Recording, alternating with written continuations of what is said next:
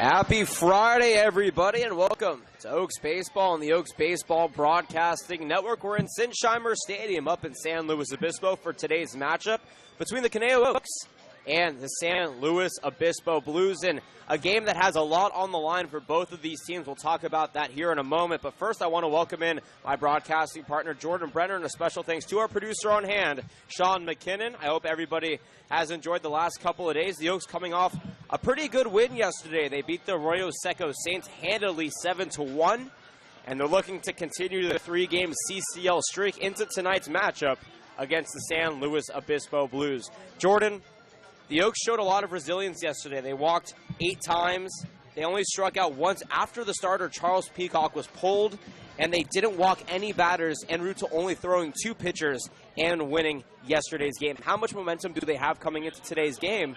And with so much at stake, could the pressure be not too much, but could the pressure get to this offense? Well, it certainly could get to this offense, but I think this team is rolling on all cylinders. The same pressure was there yesterday, Jonathan. This is no different. In yesterday's game, though, they came out right away in the first inning. They started swinging the bats immediately, and they got rid of that pressure. And today, when you're playing in front of so many fans and the pressure's still there, you have to come out and do the same thing. But let me point something else out. When this team got hot late in June, early in July, it was the starting pitching that allowed them to get hot. And when they started slipping up a little bit, it was because the starting pitching, they left a little bit. They took a little bit of a hiatus. Guess what? I think the starting pitching is back now. Jerry Ramirez was phenomenal yesterday. Kevin Holcomb, we haven't seen him in a while, but he's going today. If he has a big start, the Oaks are in for a big day. Both these teams need a win today. The Blues had a 7-game CCL win streak until that was snapped yesterday in extra innings against the Santa Barbara Foresters. The Oaks play the Foresters tomorrow and Sunday in what will be undoubtedly a highly contested matchup, especially with what the Oaks are trying to do, avoid that 4th seed and get in one of the top 2 or 3 seeds in the CCL playoffs. But for now, for tonight, it's going to be an interesting matchup. These two teams separated by a game and a half. The Oaks schedule or results has been updated. Pat has informed us. So when you go on the website, instead of the 14 wins that showed this morning, it shows 15 wins, which is correct. So a game and a half separate these two teams. The Oaks sitting in the 4th and final spot in the CCL. And on the line, of course, is playoff hopes. These Blues have to face Healdsburg in a 2-game weekend series starting tomorrow, and the Oaks have to play the Foresters. Both these teams want to win tonight, so they have a little bit less pressure going into a very, very hard weekend series.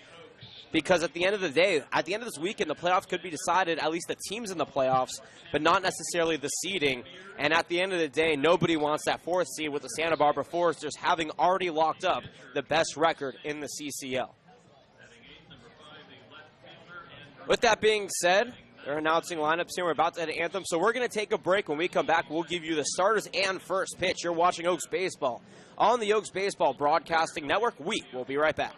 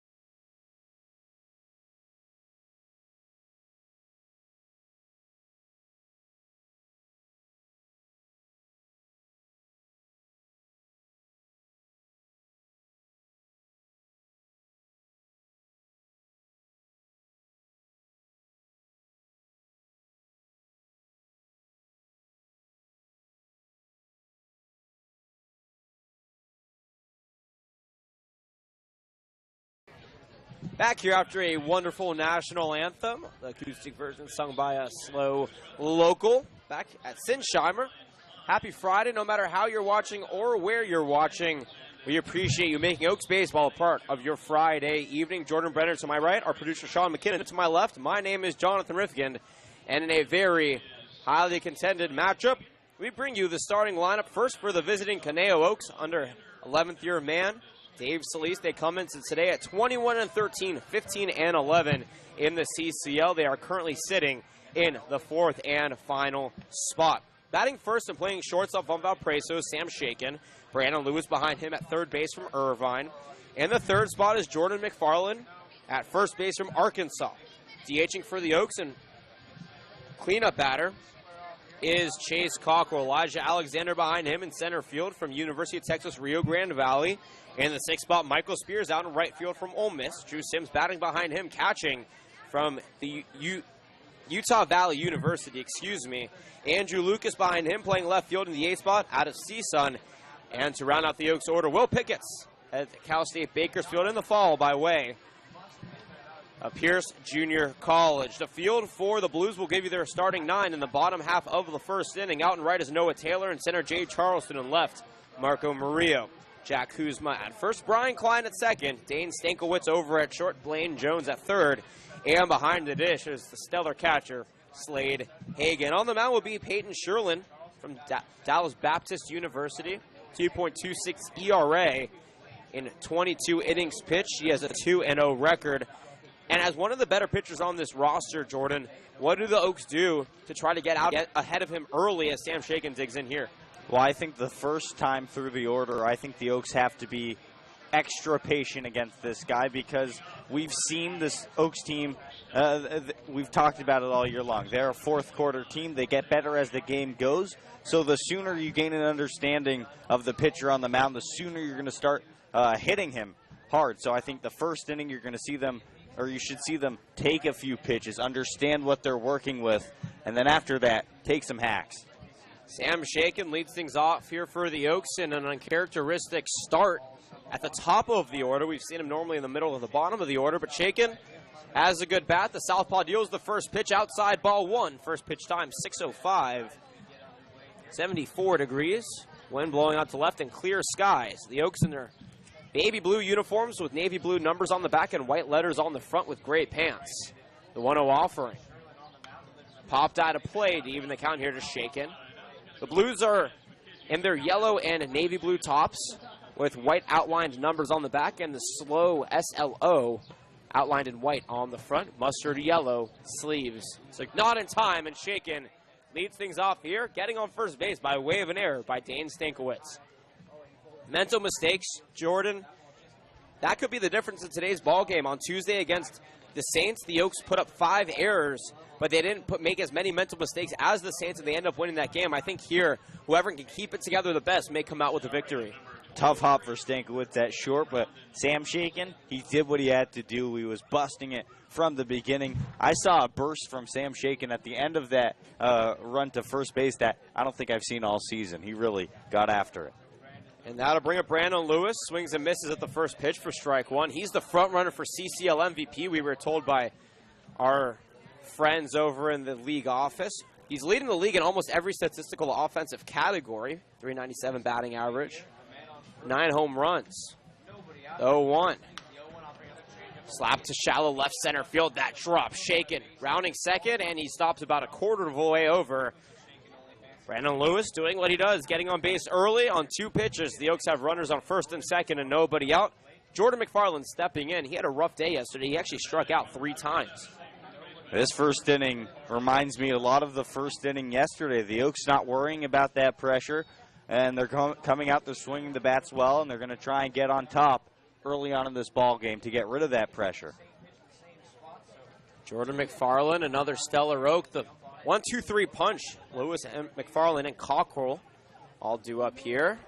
McFarland fouls one back for strike one. He's batting .360 on the season. That's good for second on the team. Only 14 strikeouts, 1 walk, and 51 plate appearances and 50 at-bats. He does have 12 RBIs. Corners in here trying to avoid a bunt, though. McFarland, the last person you'd expect to lay down a bunt in this situation. He has some pop, and he already has a grand slam this season. The 0-1 misses low. 1 ball and 1 strike here to Jordan McFarland. Yeah, for a normal team, this is an obvious bunting situation. But when you have the trio of Lewis, McFarland, Cockrell, you want them to swing the bat anytime they go to the plate. 1-1 count. Sherlin rocks and fires. That one slapped over to first. It's picked up by Kuzma. He fires it over to second for the force out. That's a 3-6 put out. Puts runners at the corners on the fielder's choice. Now 1 out. And an RBI opportunity for Chase Cockrell. Almost acted as a sacrifice, but instead of having runners at second and third, you have runners at the corners.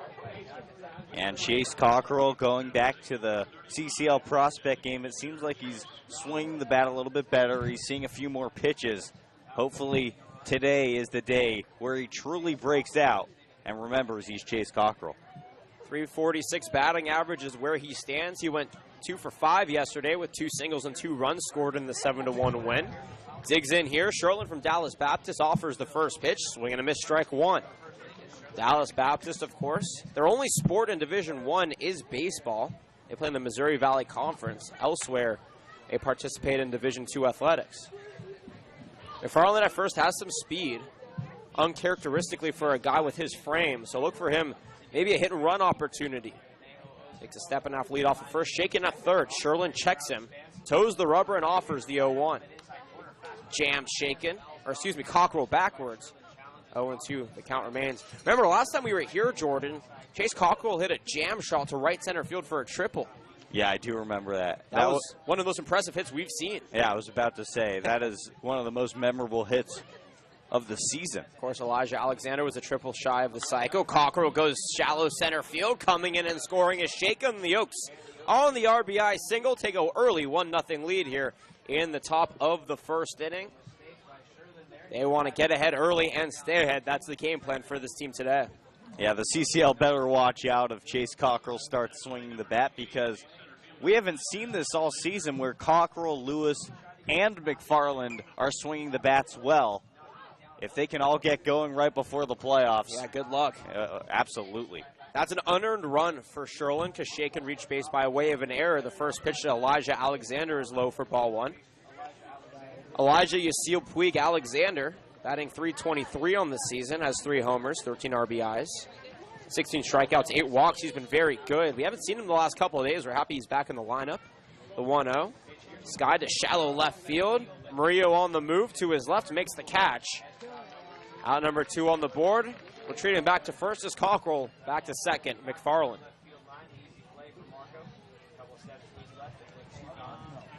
The Blues were on a 7-game winning streak, CCL winning streak. Their last loss was to the East Caneo Oaks 3 weeks ago. Until last night, they were up 4-0 over the Santa Barbara Foresters, and the Foresters ended up coming back and winning 6-5 on a go-ahead RBI triple by Ryan Cash in the 10th inning. First offering to Spears, cracked back foul for strike 1. Spears wearing number 10, though he's normally number 18. Batting .235, he's been really creeping up, and you talk about a hot bat. Alexander, Spears, and Sims, the 5, 6, and 7 batters all have the ability to do big things. So from top to bottom in this order, everybody knows how to contribute. The 0-1, grounded over to first, past the diving glove of Kuzma, rounding third, coming home is McFarland. The throw from Taylor to the plate is cut off, and that's an RBI single by Michael Spears. 2-0 the Oaks lead. That's how you open a ball game, Jonathan. What a swing for Michael Spears. He took a tough pitch away, and he said, well, to heck with it. I'm going to go to the other side of the field. He had a ground ball hard through the right side. McFarland, we all know about that type of speed. He was busting it, and he got around third in time to score a big second run for the Oaks. 2 around, 2 hits in the inning for the Oaks. Runners on second and third, and check that there's actually 4 hits in the inning. First pitch in the dirt, ball 1 to Drew Sims. The stellar Utah Valley University catcher, we believe was an all-star snub. When you talk about the best defensive mechanics in the league, Bobby from Baseball Senses agrees with us. He's up there. Takes a pitch low for ball 2. A couple of fastballs taken low. Sherlin, so far, 2 runs have come around under his reign on the pitcher's mound, but only one was earned. The board says 4 hits, but there should only be 3 in the inning. An error and a fielder's choice allowed Cockrell and Shaken to reach. Change-up taken for strike 1 on the outside corner. 2 balls and a strike here to Drew Sims. And watch Drew behind the plate tonight. Watch him save a lot of strikes for Kevin Holcomb. He frames pitches so well. Sherlin checks the runner at second, offers the 2-1, slapped over to third and into left field. Rounding third, coming home is Cockrell. The throw to the plate is off, and Cockrell scores. Look at that, Drew Sims, another RBI single. The Oaks take a 3-0 lead here. Runners on first and second. The depth to this lineup is just unbelievable. You have Drew Sims. He's a middle-of-the-order bat for almost any other CCL team. He's hitting 7th for the Conejo Oaks. They just go on. And Andrew Lucas comes to the plate.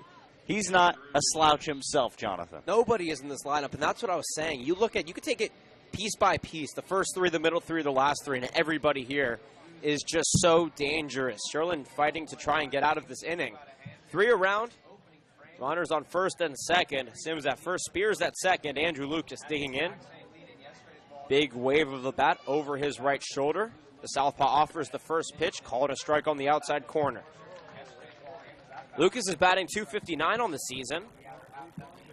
11 RBIs, 25 strikeouts, and 10 walks. Let's have a pair of home runs, including a grand slam. The 0-1 cracked to third. Beautiful diving stop. The throw over to second. In time. Wow, Jones Decline rolled over and made a beautiful throw, and that is how the top of the first inning concludes. 3 runs, 4 hits, 1 error, and a pair left on base. The Oaks take an early 3-0 lead. The Blues will be back on the home half of the first to try and make up the difference. We'll be right back with their starting lineup in the Oaks field after this on the Oaks Baseball Broadcasting Network.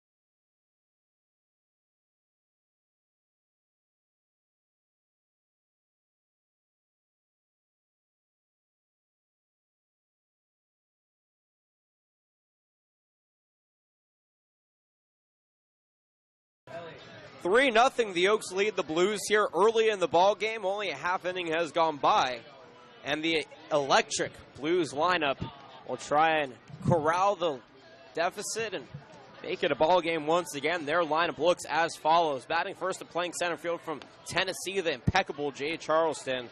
Dane Stankiewicz behind him, playing shortstop from GCU. In the third spot is Blaine Jones out at third base from Dallas Baptist University. Cleaning up and playing second base from Texas Tech is Brian Klein. Slade Hagan behind him, catching from Gonzaga. Marco Murillo in the sixth spot, out in center field from Campbellsville. In the seventh spot, and out in right field is Noah Taylor from Cal Poly SLO. Also from Cal Poly SLO in the eighth spot in DH and Conager Sands. And Jack Kuzma, playing first base from Cal Poly SLO, rounds out the Blues order. On the mound for the Oaks is Kevin Holcomb from Glendale City College. He just finished up his first campaign there. He still has another year of eligibility. He had a showcase on Wednesday, represented the Oaks in the prospect game, one of many Oaks players. On the season, this is his 7th start, his 9th appearance. He's 1-1 with a 5.56 ERA and a 22 and 2/3 innings pitch, is the first pitch. Jay Charleston is in there for strike 1. He has 29 strikeouts and only 14 walks. Fastball, slider, changeup for Holcomb. If he can establish the fastball, the off speed is that much better. Jay Charleston lifts one foul for strike 2. And you talk about a guy who has so much potential to make big moves at the next level. Jay Charleston batting .319 this season. But we watched his showcase, Jordan, on Wednesday. I think out of all the outfield showcases, he had by far and away the best.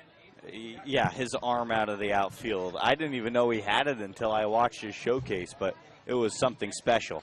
Takes the 0-2 backwards once again, and the count remains the same. I mean, so at the showcase they have outfield drills where you're in right field. No matter what position in the outfield you normally play, just to test your arm strength, you're in right field and there's a third baseman covering the bag, and you have to throw it on a crow hop from right field to third base. And this guy was not only dead on every single time, he did it without a hop. The 0-2 off speeder taken for strike 3. First batter, first strikeout of the ball game here for Kevin Holcomb, and the Oaks get out number 1 here in the bottom of the first inning. Yeah, he caught Charleston. I think that was a looking strikeout. Yeah, I believe it was indeed. Yeah, it was a nasty slider. He started it right at Charleston. It slid right over the middle of the plate. And Charleston began to go. He held up, but little did he know it was right down the middle. That'll bring up Dane Stankiewicz out of Grand Canyon. Takes a strike at the knees. Kevin Holcomb is very good at starting batters off ahead in the count. He is never going to shy away from you early. Stankiewicz playing shortstop in today's game. He's batting .354 in 64 plate appearances. The 0-1 slapped up the middle and into center field for a single. Almost took the head off of Holcomb. Thought about legging it out, but put on the brakes midway down the line and went back to first base. 1 out, 1 on here. And now Blaine Jones from Dallas Baptist stepping in. He's also been heating up as of late. He's batting .259, but over .300 in his last 5 games. Holcomb just caught a little bit too much plate with that fastball, and Stankiewicz did not try to do too much. He put barrel to the baseball, and a nice swing over to center field. Feel free to chat with us on the YouTube live chat or tweet at us at @Caneo_Oaks. Friend or foe, questions, comments, concerns. We always love to hear what our viewers have to say. First pitch to Jones is in the dirt. Drew Sims doing what he does best, blocking balls and looking back base runners. You talk about a catcher with the fundamentals or the defensive fundamentals to be one of the best in the game. That's Drew Sims in a nutshell. Jones taking his time, waves that bat a couple times, and now shoulders it as Holcomb comes set and offers the 1-0. Sky down the right field line, making a look at his McFarland, but he runs out of real estate, and that ball goes foul for strike 1. The Oaks have 3 runs on 4 hits. No runs, 1 hit, and an error for the Blues.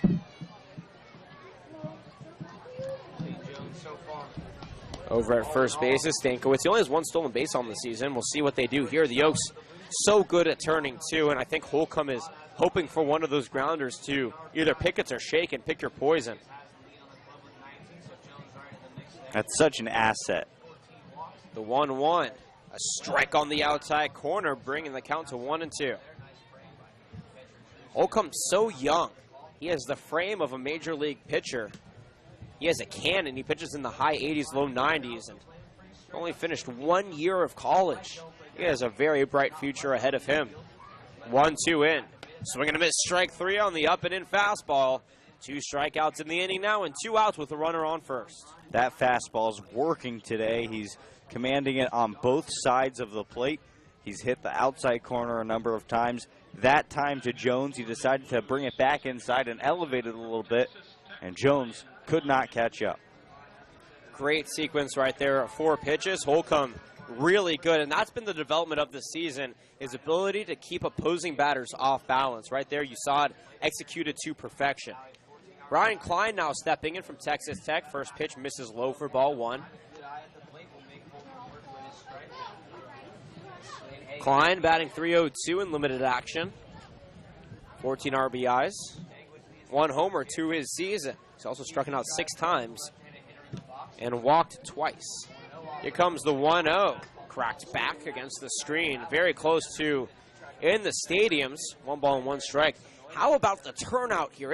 It's a fireworks night at Sinsheimer, and I can't even tell you how incredible the setting is here. It's lovely temperature, a light breeze, the smell of popcorn and barbecue is in the air, and the fans here just love their Blues baseball.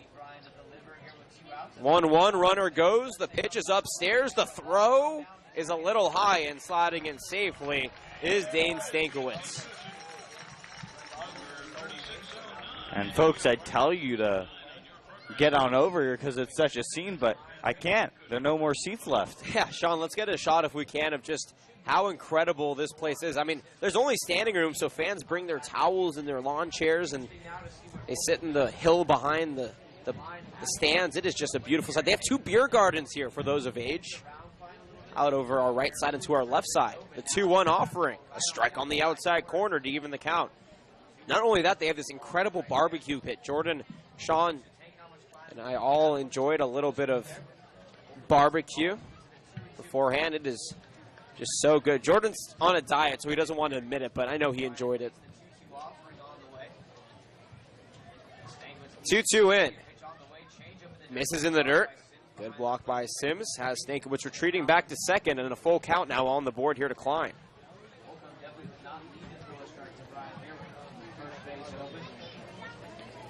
Lefty-righty matchup here, favorite Klein at the plate. We'll see if Holden goes after him.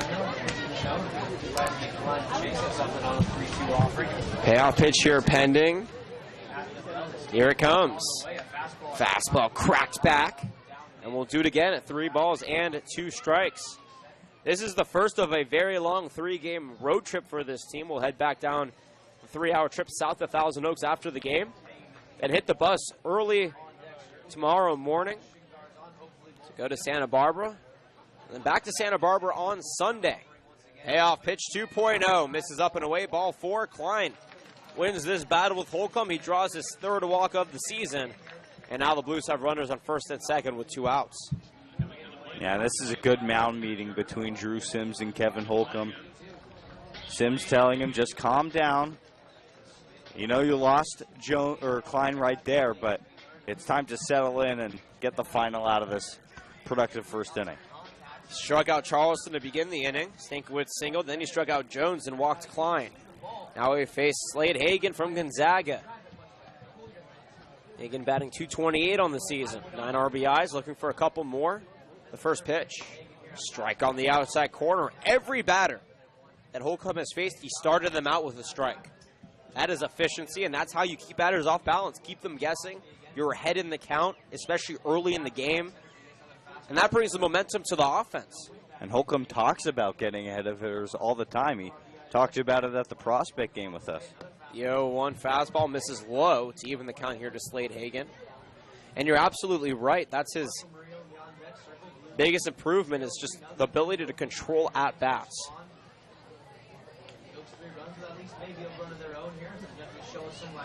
Runners on first and second, 2 away. Holcomb digs in, checks the runner at second, and offers the 1-1. Low for ball 2. The Oaks on a 3-game CCL winning streak. They beat the Riptide on Sunday, had a day off on Monday, and then beat the Saints on Tuesday and Thursday, with the prospect game being on Wednesday. And now it's the grind for the playoffs. The quest for that spot continues. The Oaks currently locked in, but nothing is set in stone yet. 2-1. Another fastball missing low for ball 3. 3 balls and a strike now. And this is where it starts to get a little bit dangerous. Holcomb going to step off, take a moment to compose himself, because this is a big 3-1 pitch. You have to throw a strike here. You cannot load the bases and put the tying run on base. Especially with Marco Murillo stepping in, the best contact hitter on this team. Very fast batter as well. 3 balls, 1 strike. Holcomb comes set and deals. Pitch misses low, ball 4, and after starting out Hagen on an 0-1 count, he throws 4 straight fastballs low to walk him. 2 strikeouts, 2 walks in the inning, as well as a hit. And now with 2 outs, the base is all juiced. The third goes Stankiewicz. The second goes Klein. Over at first is Slade Hagan. And the speedy Campbellsville product, Marco Maria, will dig in. But first, a meeting on the mound with Oaks skipper Dave Solis. In his 11th year as skipper of this team, he has done such an incredible job. And there was a picture of him, Mike Sosha, and the Foresters head coach Bill Pintard at the prospect game, all just talking. They're all friends. And you talk about some of the greatest minds that we're surrounded by over the summer. That have to be some of the 3 best, at least associated with the CCL, and Dave Solis, Bill Pintard, and of course Mike Sosha, the majority owner of the Oaks. Base is all loaded here. Marco Murillo has a spot to really break open this game, or at least put the Blues within striking distance. First fastball upstairs, but swung and missed for strike 1. Big spot here because momentum will be everything in this game. The Oaks had it coming into this inning, and after the first strikeout, it seemed like they would maintain it. The Blues, though, have stifled it. The 0-1, another high fastball, almost pops out of the glove of Sims. It was swung and missed. Ended up recovering it, strike 2. Holcomb is beginning to realize they just can't touch that high fastball today. Why stop throwing it? He throws it at 90-91.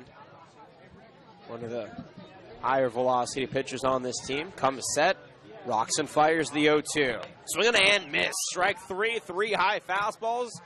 Good morning, good afternoon, and good evening. Marco Murillo, 3 strikeouts in the inning. No runs hit, no errors, and the bases left loaded. We're through 1 full. The Oaks maintain a 3-0 lead. To the second inning we go from Sinsheimer Stadium here in San Luis Obispo. We'll be right back.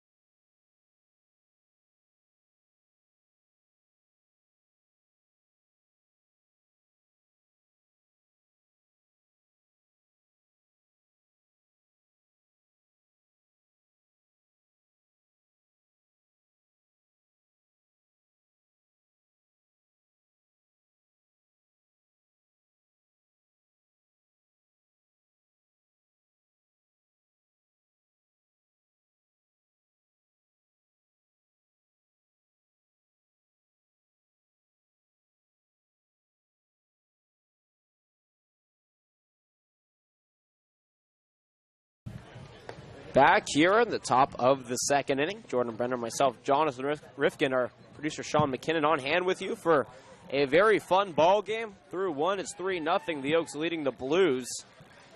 Peyton Sherlin back on the mound for his second of work. He had 4 hits, 3 runs, 2 were earned, no walks, and no strikeouts in the first inning. And the Blues, they came roaring back. They only hit Holcomb once, but he walked 2 other batters to bring the bases loaded.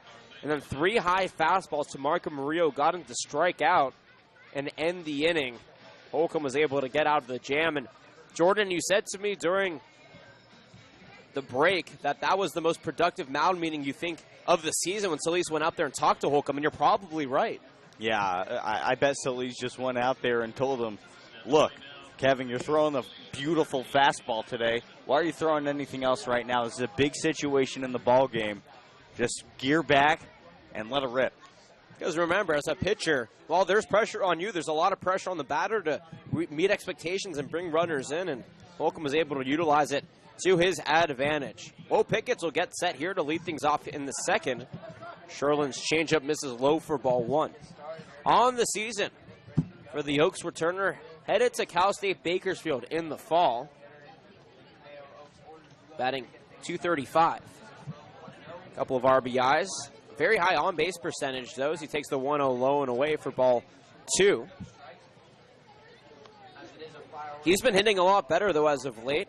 Between bunts and generating base runners, manufacturing runs, he's an asset at the bottom of the order for this team. 2-0 offering from Sherlin. Cracked in the left field, and that drops for a single. Will Picketts showing you that he's not your average 9-hole hitter. Knocks around the Oaks' 5th hit of the ball game. He's on first base with nobody out. And Jonathan, it was a few weeks we were talking about Will Picketts trying to get to the 100 batting average line. Guess what? Now he's flirting with a 400 on base percentage. Simply remarkable, and it's a testament to his work ethic to be able to lift himself out of that slump and start hitting at the most important time of the season. He's 3 for 3 in stolen bases as Sam Shakin takes a looping curveball in the outside corner for strike 1. Sam Shakin on the day is 0 for 1. He reached on an error back in the first inning, came around to score the first run of the ball game on the RBI single by Chase Cockrell. Picketts takes a generous lead. The 0-1 misses low. Good block by Hagan. 1 ball and a strike now here to Shake. Valparaiso product. They actually played Dallas Baptist in the Missouri Valley Conference because they moved from the Horizon League. Very competitive baseball conference. He put up .284 batting average this past season. Sherlin looks over at first. The 1-1. Runner goes, cracked over to third. The hit and run executed perfectly as Jones deals with the first for out number 1. But the Oaks avoid the double play. It almost acts as a sacrifice. 1 out, runner on second, and now Brandon Lewis stepping in. Yeah, Pickett's got a good read. He probably would have had that bag if Shakin didn't swing, but it ended up working for the Conejo Oaks. Peyton Sherlin, before the start, he was on some type of roll. He had, 4 or 5 consecutive very good starts, but the Oaks came out swinging, and they're getting to him early. Brandon Lewis is 1 for 1. He had a 1-pitch single in the first inning. Takes a beautiful breaking curveball in there for strike 1. And the angle that we have, we can see the entire curvature of that pitch, and the movement was just impeccable. Sherlin checks Picketts with 1 out. Rocks and fires the 0-1. Another curveball. This one missing outside, though, for ball 1. A couple of shout-outs. The Dolan family. Of course, Jeffrey Francis. Simon's Guard family. And actually a shout-out to Dylan Francis, who isn't here tonight. He has to be at home doing some work for school, but he's watching. The 1-1, a 2-hopper to first. Kuzma charges it. The underhand is past the glove of Sherlin. Coming in and scoring is Picketts. The second base goes Brandon Lewis. And we'll see what the official score is. Nonetheless, though, the Oaks lead 4-0 here with only 1 out. Brandon Lewis standing on second base. It looked like he would have beaten Sherlin to the bag. Yeah, I think that's a hit and an advancement on the air. So we'll give an unearned run to Sherlin. That's his second unearned run. He has 2 runs around that were earned and 4 total. Brandon Lewis has that single, and then on the arrow over to second. First pitch to McFarland. Low for ball 1. 4 runs on 5 hits. No errors for the Oaks. No runs to hit, 2 errors for the Blues. Lewis at second does have some speed. We'll see how they utilize it here. McFarland 0 for 1 today, reached on a fielder's choice and came around to score in the first. Takes a pitch upstairs for ball 2. And what do you know? Brandon Lewis 2 for 2 today. What else is new? I was going to say, it's not very uncharacteristic. If you said he was 1 for 2, I would be in shock, but 2 for 2, not so much. Sherlin checks him a couple of times. The 2-0 up and away for ball 3, and he looks a little bit shaken now with the middle of this Oaks order up, and everybody knows how dangerous they are. Sherlin seems like he's about to beat off on the mound. Jonathan, do you know the last time a Conejo Oak hit more than 10 home runs in a season? Chad Spanberger had 16 2 years ago. Wow. 3-0 pitch, taken at the belt for strike 1, and that's why he was named a prospect. The MLB prospect of the year, or of the week, excuse me, not of the year, of the week last week. Plays for the Altwater Minor League Baseball Club out in North Carolina. 3-1. Upstairs ball 4, and McFarland draws a 5-pitch walk. The first walk drawn by the Oaks today. They have runners on first and second with only 1 out. Now Chase Cockrell, who's 1 for 1 with an RBI, stepping in, and there's going to be a conversation. Dan Marple jogging out to the mound, as well as the catcher Slade Hagan.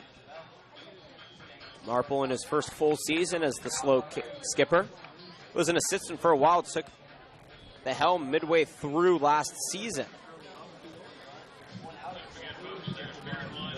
Yeah, Dan Marple going out to the mound to talk to his left-hander, trying to keep him composed and keep the Blues in this ball game, because if Chase Cockrell sees a pitch to hit, he could pretty much end this ball game with a big fly. 2 hits in the inning, 1 around and an error so far. Oaks have 6 hits on the ball game. And Marple is going to leave out Sherlin, of course. Still early in this game. He's only gone an inning and a third. Only 2 runs earned.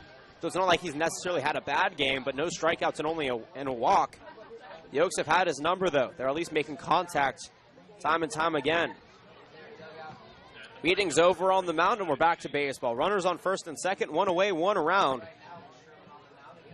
And the Golden Spike semifinalist digs in first. Pitch, swing and a miss for strike 1.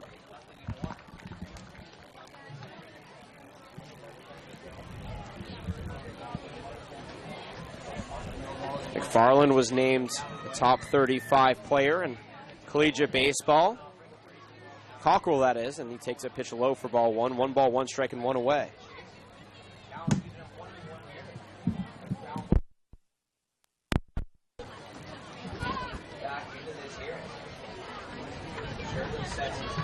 Sherlin comes set, and he fires the 1-1. Slapped up the middle, past the diving glove of Stankiewicz. Rounding third, coming home is Lewis. And Chase Cockrell's 2 for 2 with 2 RBIs, and the Oaks take a 5-0 lead. When it rains, it pours, Jonathan. The Oaks really getting on the Blues early on. Now 5-0 early in this ball game. And the Oaks don't plan on stopping anytime soon.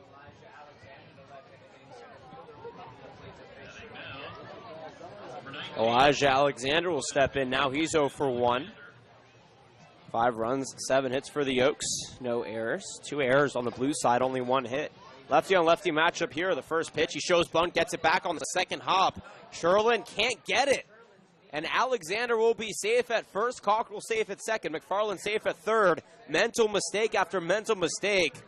And the Oaks have the bases loaded now with only 1 out for Michael Spears. Jonathan, this was a Blues team before yesterday that had been on some type of winning streak in the CCL. They were just rising up the standings, and then yesterday there was a tough call in the Santa Barbara Foresters game. They ended up giving up a big lead, losing that one, and clearly they're not mentally ready to play today. The Oaks taking advantage big time early in this ball game.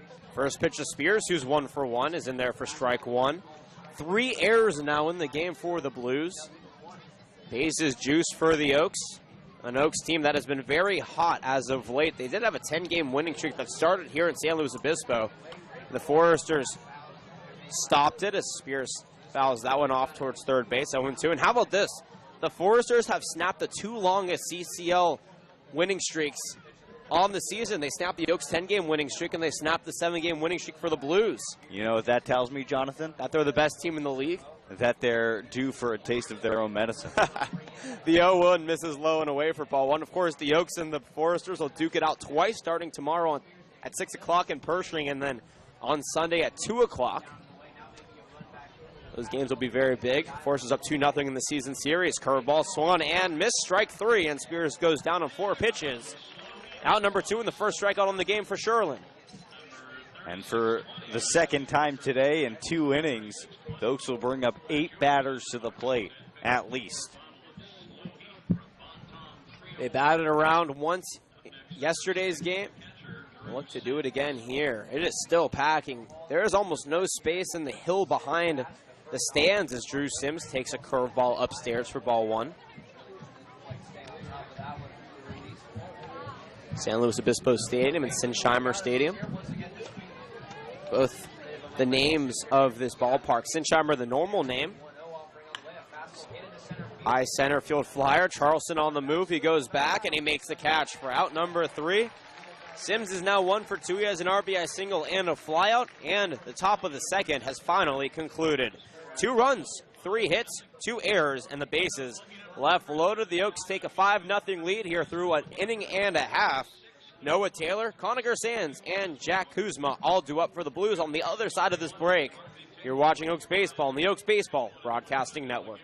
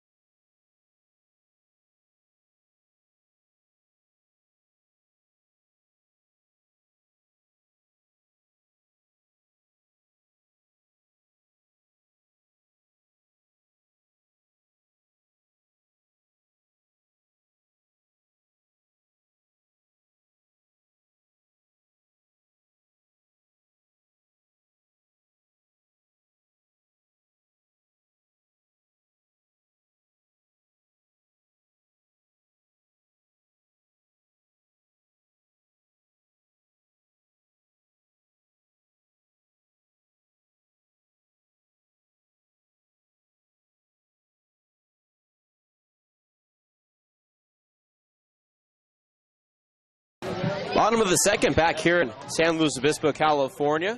7, 8, and 9 hitters due up here as the first pitch. And Noah Taylor is skied to right center field, and it drops for a single. 1 pitch, 1 on here to begin the bottom of the second inning. Noah Taylor plays his ball right here in San Luis Obispo for the Cal Poly SLO Mustangs. And he starts things off on the home half of the second with a single. Down 5-0, the Blues need to find a way to get back into this game, and it all starts early and quickly in innings. Conacher Stan stepping in now, also from Cal Poly SLO. The first pitch to him in there for strike 1.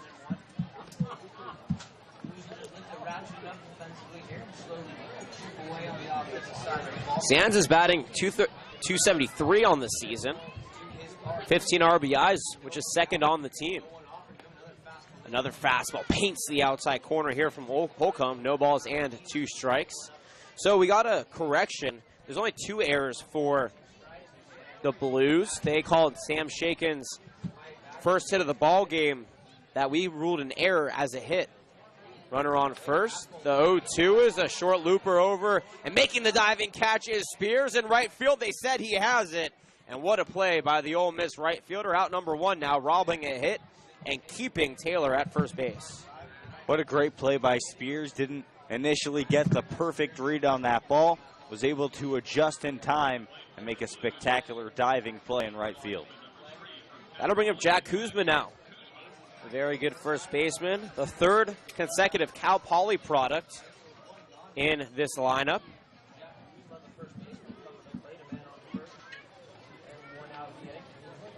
Holcomb towing the rubber, deals the first pitch, low for ball one. A lot of the fastballs that he's missed in terms of batters taking for balls have been low fastballs. His high fastball has been working very, very well. But he's been seldom throwing it. Double play situation here, the 1-0, another low fastball, misses low and inside, and I think he's focused on that double play, and that's why he's pitching low fastballs, but the result has not been in his favor. He's behind in the count, 2 balls and no strikes. Yeah, I got to go one at a time, Kevin. He's very good, though, at calming down. The 2-0 on the way. This is low for ball 3, and he walked Slade Hagan back in the first inning on 4 pitches. All were low fastballs right here. Almost the same situation. He's down in the count, 3 balls and no strikes to the number 9 hitter, Jack Kuzma. And Kuzma's only batting 122 on the season. He's only drawn 3 walks all season long. Not the guy you want to walk. The 3-0 misses inside, ball 4, a 4-pitch walk. Brings runners on first and second now. Taylor to second, Kuzma to first, and back to the top of the order we go to Jay Charleston. Holcomb does have 3 strikeouts and only 1 hit, but he's also given up 3 walks. And for a pitcher who's been very good at locating his fastball so far this season, that's been his Achilles heel so far today. And how big does that Michael Spears diving play in right field look right now? Huge. But this guy, Jay Charleston, could turn this game around in a heartbeat. The best player on the Blues, well represented in the prospect game. He's 0 for 1, though, with the strikeout back in the first inning. Don't want to hang one here. Middle infield, hoping for a double play. First pitch shows bunt, misses it for strike 1. Very fast. Baseball census clocked him as the second fastest base runner in the CCL, but behind the Oaks' very own Elijah Alexander. From home to first, Charleston runs about 4.3. Elijah Alexander at 4.1, though unofficially he was clocked at 3.9. Pretty incredible. The 0-1 slapped over to first, but just goes foul. Strike 2 now. Holcomb, after dealing 4 straight balls to the last batter, Jack Kuzma, finds himself ahead in the count. 0-2 to Jay Charleston. Maybe a high fastball here. I think that may be what the doctor orders. It may be, but remember last time we were in San Luis Obispo, Jay Charleston turned around a high fastball and he hit it over the fence in left field. Brandon Ponticelli was on the mound at that time. We haven't seen Ponte for a while. He's been traveling with the team, but has yet to see much action over the last 2 weeks. The 0-2. Curveball bounces in the dirt. Goes off of the front gear, and they're actually appealing to first, and the first base umpire says Charleston went around. That's strike 3. And Jay Charleston now down with 2 strikeouts today, and both of those he disagreed with the umpire. He's having a tough day. But let's talk about that pitch from Holcomb. He dropped a beautiful slider right there, and that was one of the most impressive strikeouts of his season.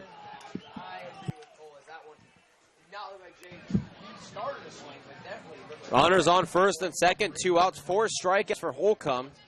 And Dane Stankiewicz, who's 1 for 1, he has half of the hits. One of the 2 hits for the Blues stepping in. The first pitch to Stankiewicz misses low for ball 1. Stankiewicz from Grand Canyon University. They moved up to Division I a couple years ago, and while their baseball program is still developing, their basketball team made a lot of noise last year, making their first ever tournament.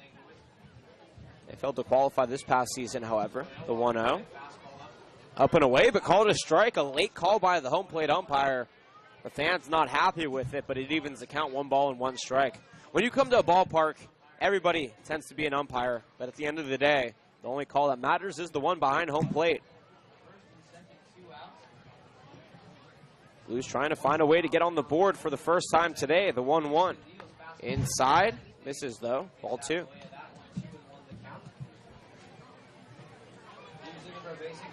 This is the first of the 4 final CCL games for the Oaks. Today, tomorrow, Sunday, and next Friday. Tuesday and Wednesday are against the SoCal Cubs and the Orange County Surf and Interleague games. Holcomb checks the runner at second, offers the 2-1. A strike at the knees to even the count. I think Drew Sims framed that to perfection right there and saved his pitcher a ball.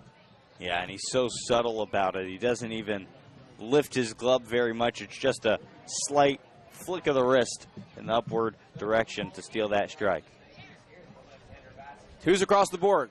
2 balls, 2 strikes, 2 away, 2 on. The Oaks up 5-0. Holcomb trying to get out of this inning. The 2-2.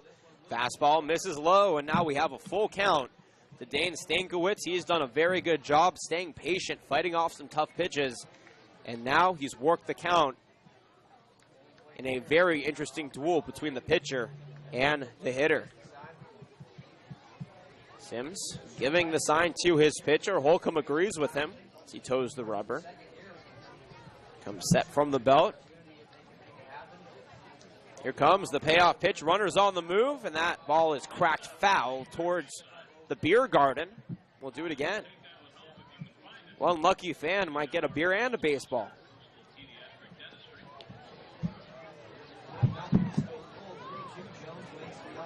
Five runs, 7 hits, no errors for the Oaks. No runs, 2 hits, and 2 errors for the Blues. Final game between these two teams. The Oaks up in the season series 3-1. Payoff pitch, runners on the move again, and it bounces low for ball 4. 4 walks. The second of the inning here and 4 on the game for Kevin Holcomb. He's really been struggling to locate that fastball. It's been missing low more often than not. And once again, for the second consecutive inning, the Oaks find themselves with the bases loaded by the Blues and 2 outs. This time, Blaine Jones, a very dangerous hitter, stepping in. A strikeout, though, on the game for him makes him 0-1. Holcomb's done a good job so far evading trouble, but if he continues to get himself into jams like these, we're going to see a long night for the Oaks bullpen. First pitch, swing and a miss, strike 1 on the high fastball. Last inning, same situation. A hit, 2 walks, loaded up the bases, and then 3 high fastballs. So Marco Murillo struck him out. Right here, a hit and 2 walks, load up the bases, and the first pitch, a high fastball. Has Holcomb ahead in the count, 0-1. We'll see what he does here. He deals another high fastball, sky to right field. Spears barely has to move, maybe a little bit forward, and he gloves it for out number 3. For the second consecutive inning, the Blues strand the bases loaded. No runs on 1 hit, no errors, and all 3 left on base. 2 full have come and gone. The Oaks still up 5-0. They'll look to tack on a few more with the 8, 9, and 1 hitters due up after this on the Oaks Baseball Broadcasting Network.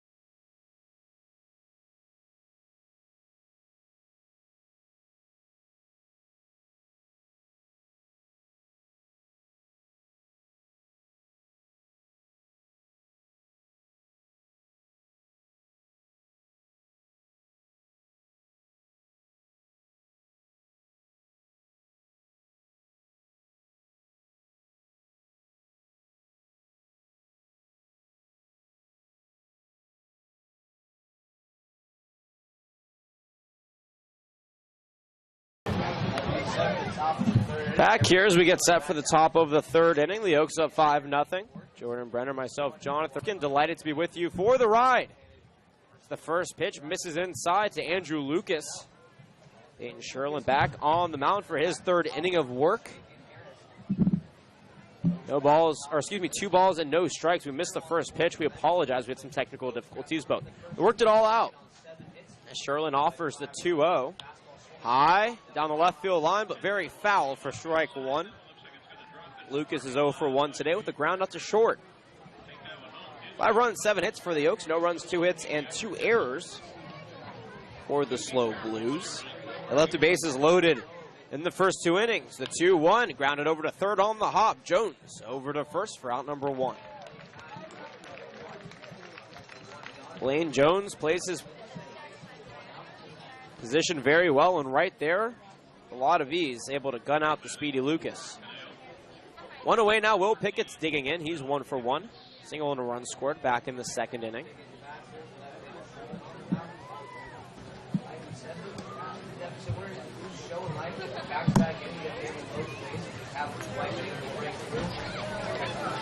One away, Sherlin rocks and fires the first pitch. Shown bunt pulled back. Ball 1 here to Pickett's. Yeah, anytime Will Pickett sees a third baseman playing too far back, he's going to try and lay that bunt down because he knows how good he is at it and how fast he can get out of that batter's box.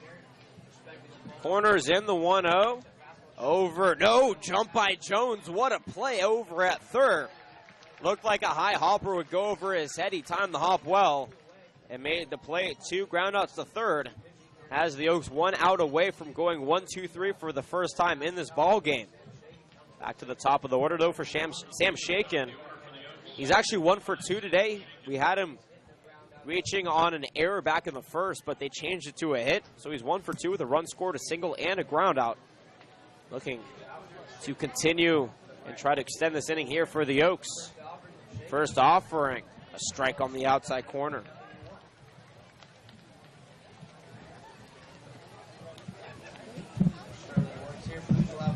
Jordan, I have a question for you after this pitch. I'm ready for it. Jones offers the 0-1 outside, ball 1. What is the most angry you've ever seen a Major League Baseball player? A player? Where they've expressed it.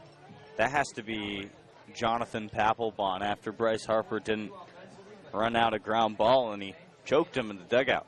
1-1 up and in for ball 2. That's a very good, and I was also thinking about when Jonathan Papelbon gave the Philadelphia fans the finger.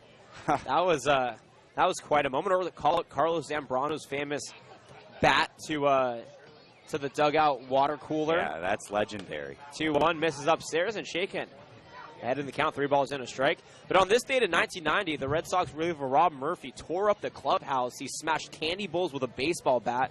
He'd given up 3 runs in 2/3 of an inning in a 5-0 loss to the Royals. 3-1 misses up and away, ball 4. Second walk given up by Sherlin. And how about that? Sam Shakin draws a 2-out walk and extends the inning. Now Brandon Lewis stepping in. He's 2 for 2. So following that rough game for Rob Murphy, later in the series, he threw his glove into the outfield after being taken out of the game. Red Sox fans shuddered every time Murphy entered the game as he suffered through a horrible year in 1990. He went 0-6 with an ERA of 6.32 in over 68 appearances.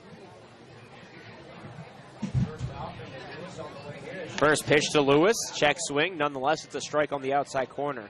On May 7th, earlier that season, Rob Murphy actually shaved in the middle of the game in Seattle. In the middle of the game in the dugout, he just pulled out an electric razor and shaved. The 0-1 bounces in the dirt to even the count.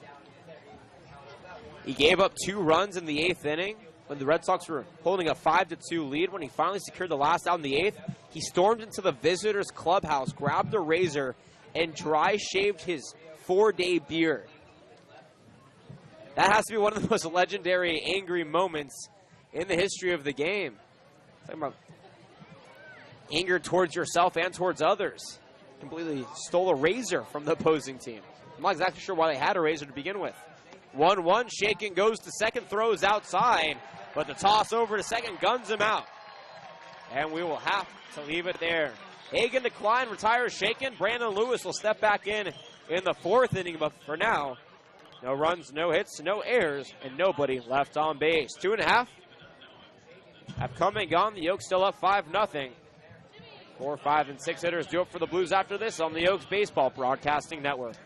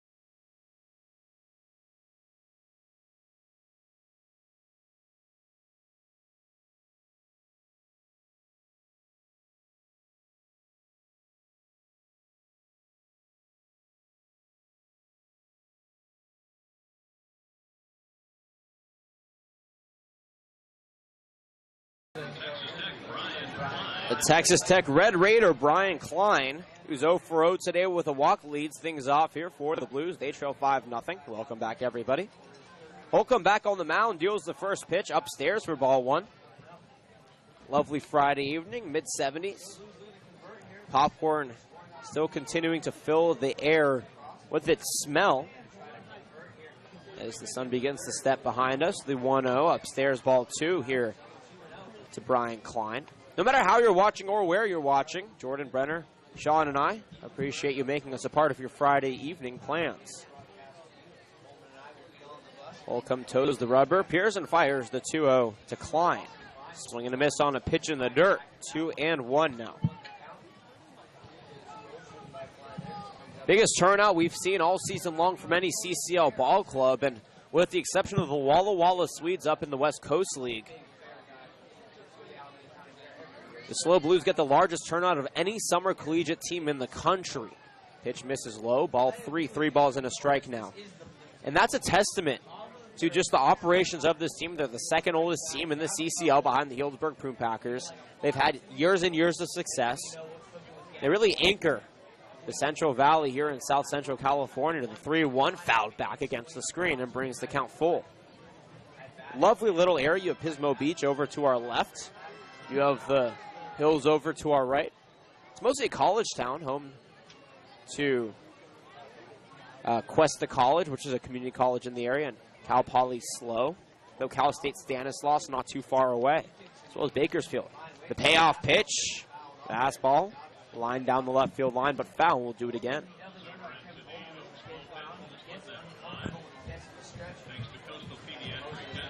We talk about a really just wholesome stadium. Sinsheimer is just that.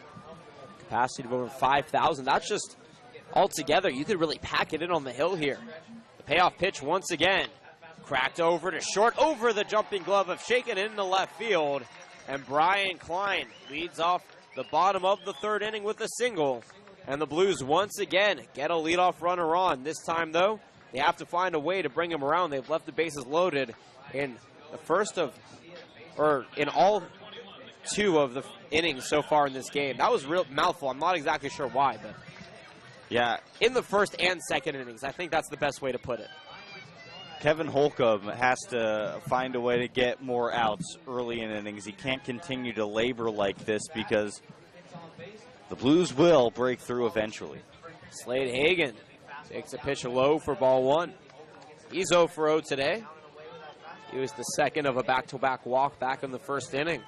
The second of 4 walks Holcomb has given up so far today. Off of first, Klein takes a step-and-a-half lead. Holcomb comes set from the stretch and deals the 1-0. Bounces away from Sims, and over to second goes Klein.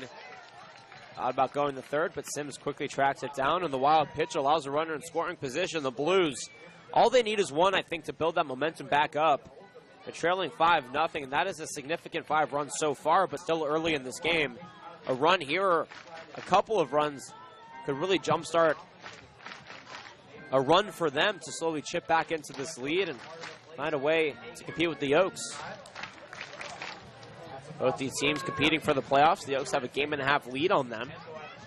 And 1 game divide the second place and the fourth place teams, the Oaks and the Riptide, in between them the Hildebert Prune Packers. 2-0 offering, misses low for ball 3. And Hagen ahead in the count, 3 balls and no strikes. Holcomb in danger of walking his 5th batter of the ball game. 5 runs, 7 hits for the Oaks. No runs, 3 hits, 2 errors for the Blues. Blues coming off of an extra inning loss to the Santa Barbara Foresters after winning 7 in a row, the 3-0. Fastball on the inside corner, catches it for strike 1. Late call from the umpire. The fans don't like it, but Holcomb doesn't care. Finds a way to stay alive in this at-bat.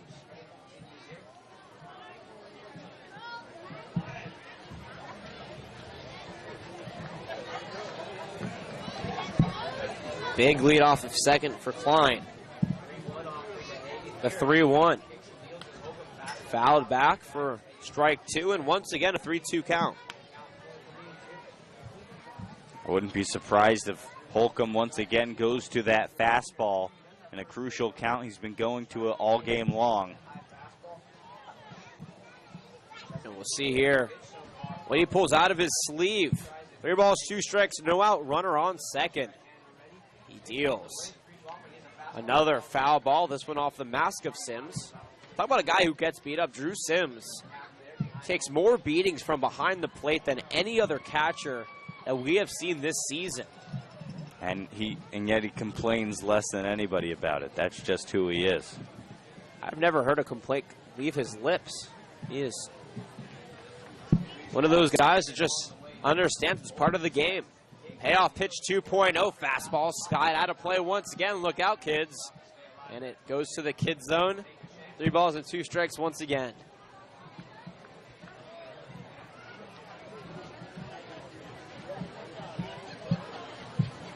Second and final time these two teams meet up here in San Luis Obispo. The Oaks opened up CCL play against the Blues. They split the weekday series 1-1 against this team. And the Oaks came back up a couple weeks later as the 3-2 once again fouled back into the kid zone. For the 4th time, we'll have a 3-ball and 2 strike count for Kevin Holcomb. Slade Hagen doing a good job fighting off some tough fastballs. After the Oaks came back up, they downed the Blues in exciting fashion, 7-2. That was the last time these two teams played until tonight. Oaks up early, 5-0. 3 balls, 2 strikes. Once again, the payoff pitch misses low and inside, ball 4. And Hagen wins the battle. The 5th walk tallied for Holcomb. Runners on first and second, nobody out. And Marco Murillo, who's 0 for 1 with a strikeout, will step in. The Oaks, they have Joe Torres warming up right now. Yeah, I don't know how much longer Coach Solis can hold his breath with Kevin Holcomb on the mound today. He has the stuff, but he doesn't have the command today. He's walking far too many Blues hitters, and he's keeping it a little bit too close for comfort right now. The Oaks are lucky that they got on the board early. 3 runs in the first and 2 in the second to take a 5-0 lead. They're also lucky that Holcomb has been composed enough to find a way out of these jams, though right now with nobody out and 2 on, a little bit of a tougher situation. The first offering to Murillo. He shows bunt, pulls it back, pitches inside for ball 1. Yeah, to give Holcomb credit, he's been able to get out of it until now, but these are a lot of pitches to be throwing early in a ball game. And now, sorry, Jordan, go ahead. All I was going to say is all it takes is one pitch that you can hang to make this a very close game. Runners go, the 1-0 upstairs, the throw the second. Not in time, and that's a double steal. Brian Klein to third, Slade Hagan to second, and nobody out. Puts a scoring run 90 feet away. And the Blues showing the aggression there, and it pays off. And that was a great jump by both of them. Brian Klein, though, especially off of second base. That pitch missed, by the way. 2 balls and no strikes to Marco Maria.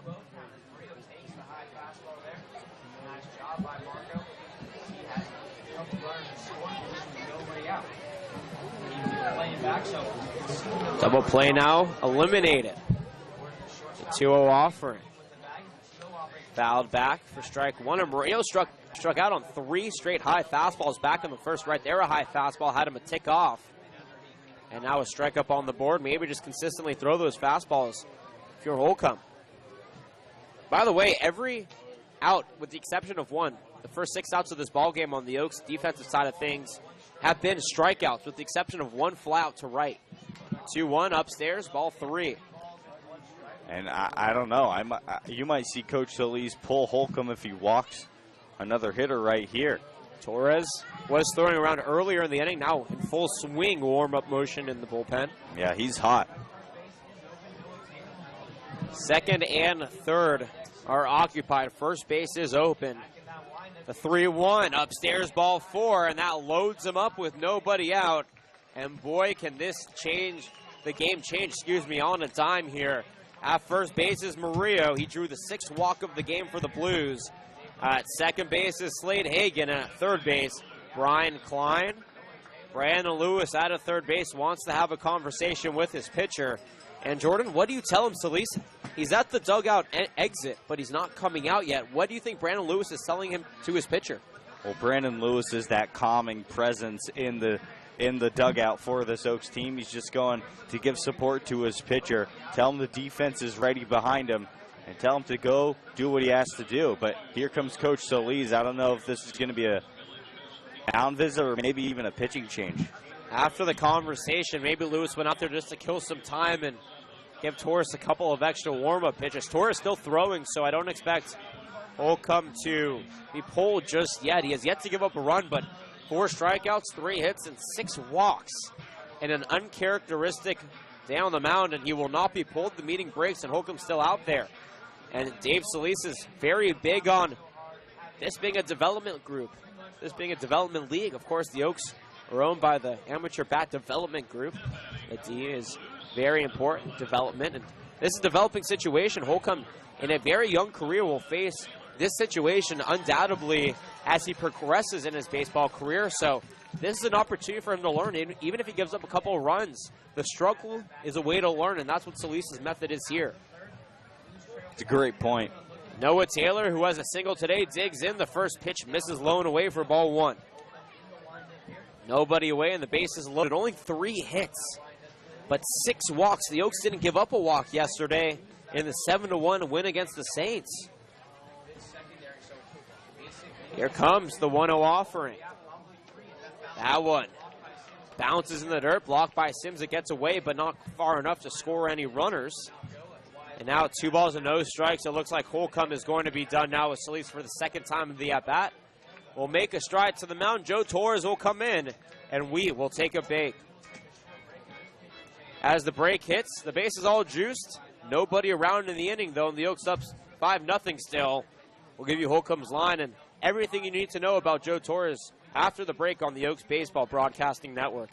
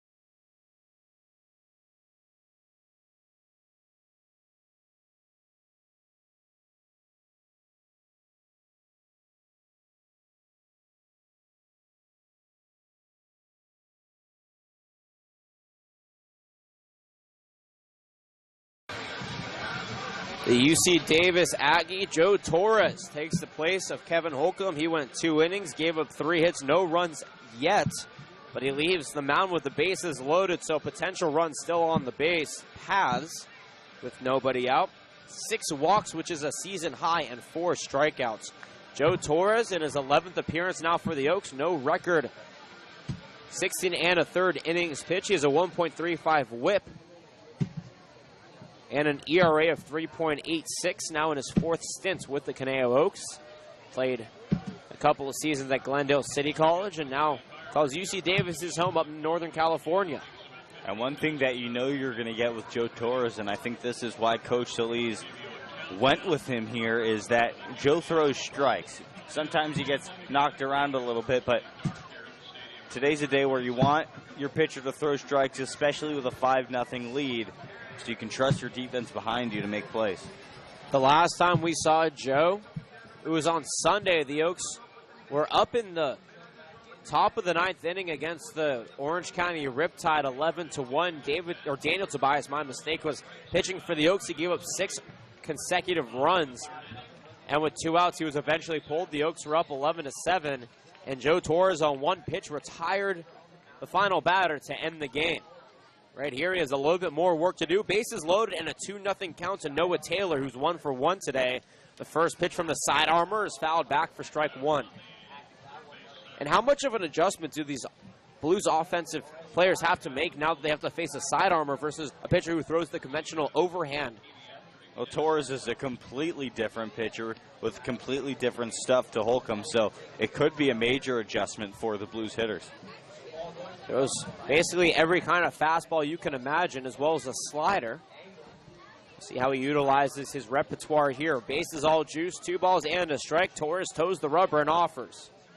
Swing and a slow hopper over to first. McFarland tracks it down, throws it over to first. Torres couldn't cover, and that's an infield RBI single as everybody's safe for Noah Taylor. And the Blues are on the board. It's 5-1 as the crowd is ecstatic about that one.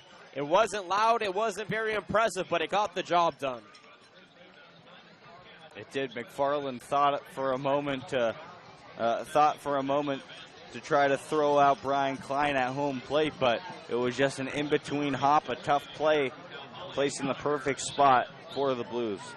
That run a credit to Holcomb, the first of a potential 3 runs that could come around. Conacher Sands now stepping in. The first pitch is low and away for ball 1. Sands is 0 for 1 today with a fly out to right. Nobody out, 1 around, and the base is still loaded. Hagan to third, Murillo to second, and Taylor at first.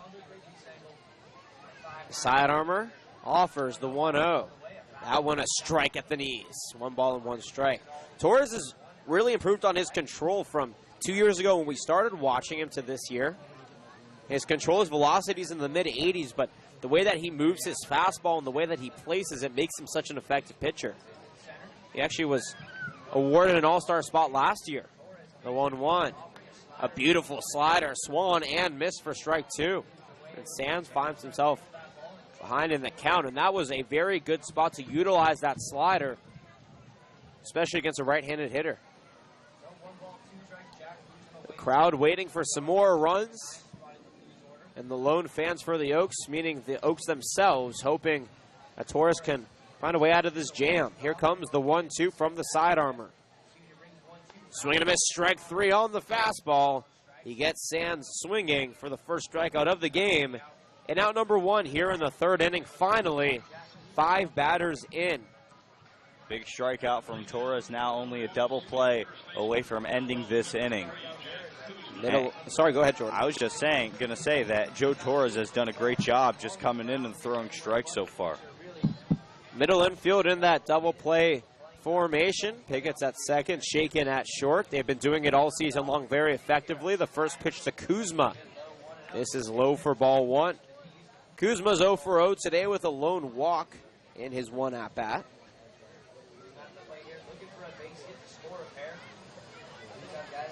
5-1 the score. The Oaks trying to hold on to this lead. Here comes the 1-0. Chopped foul to even the count. 1 ball and 1 strike. Wind dying down a little bit out there in center. It's going at 8 to 10 miles an hour Going to left field when we started the game. Has shifted towards that third base bag and is at 5 miles per hour now.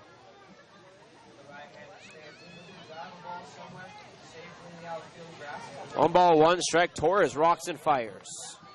Fastball on the outside corner, and Drew Sims, you are a masterful catcher. That placement was probably the best of the season, and wow, you could even see his glove on the outside corner come in and save Torres a ball. Yeah, the umpire's on the Oaks side today. Maybe he's just on Drew Sims' side. Who knows? That was incredible. The 1-2 up the middle and into center field. One run comes around. A waved on home is Murillo. The throw to the plate is cut off, and that scores 2 runs as the ball gets away from the pitcher. And every runner will advance. Oh, my goodness. What a play all around and a mistake for the Oaks. It's 5-3, the tying runner at second base, and only 1 out now. 2 RBI single by Jack Kuzma. He advances on the miscue to second. Over to third is Noah Taylor. And just like that, this game was within reach for the SLO Blues.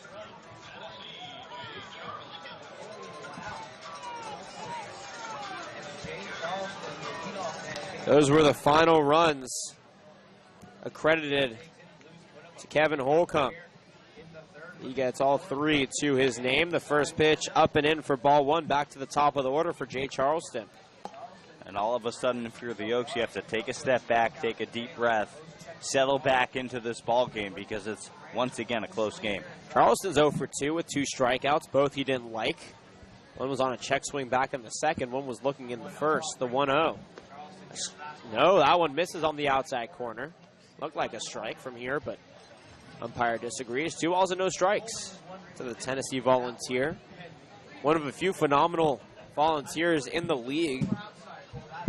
The only one playing in this game. Torres taking his time with runners in scoring position. Deals the 2-0. It's a 2-hopper to second. Pickett's over to first. That's an RB. Oh, no, it gets past McFarland. And just like that, we have a tie ball game, ladies and gentlemen. It's 5-5 on the error by Will Pickett.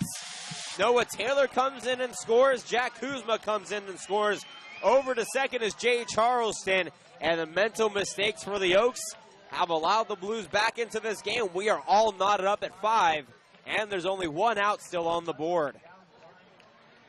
I don't think we've seen the Oaks get so thrown so far this year. The crowd's getting into this ball game, and they're really struggling to make plays defensively. They got to really step back, get out of this inning so Coach DeLees can coach him up in the dugout. That's an error by Pickett. And now Dane Stankiewicz, who's 1 for 1 with a single and a walk, steps in, but first a pickoff attempt. Charleston gets back easily. He's very fast, so I see why Torres is holding him. Yeah, Charleston could easily steal third, and that would put a runner on third with less than 2 outs. And Charleston does represent the go-ahead run. Charleston leads the league in stolen bases. He has 25 of 28 attempts. Wow. Takes a good lead. The 0-0 pitch fouled back for strike 1 here to Dane Stankiewicz. What an inning. This shows why the Blues were so hot coming into last night's game against the Foresters. And even though they lost, they contended with the Foresters for all 10 innings. And this offense is something special right now, and they're executing when they need to the most. The 0-1. No, Torres steps off the throw. Not in time. Shaken thought he had Charleston off the bag, but the umpire disagrees, and Charleston's back safely. Yeah, the umpire disagreed, but he took a second. That was very close at second base. An unbelievable tag from Shaken to make it that close. Nobody warming up for the Oaks. They only exhausted 2 arms yesterday, John Vergara being the only reliever in the game. He's still available, though. He only went 2 innings. The 0-1 offering. Half-hearted swing. Did he go around? I guess not. I think it was called a strike. Oh, was it? Oh, okay. I'm glad you told me. So no balls and 2 strikes here. And I look like an appeal. I guess I mistook his strike call for an appeal to first base. Yeah. We're a little bit far away. It's hard to see.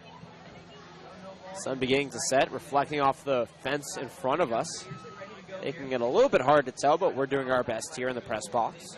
The 0-2 offering misses outside for ball 1 from Torres.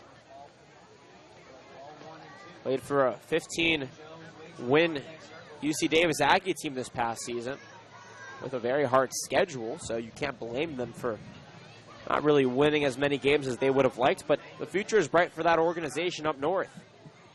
1 ball, 2 strikes. Stankiewicz digs back in the 1-2. Misses outside on the slider to even the count. 5 runs, 6 hits, 2 errors for the Blues. 5 runs, 7 hits, 2 errors for the Oaks.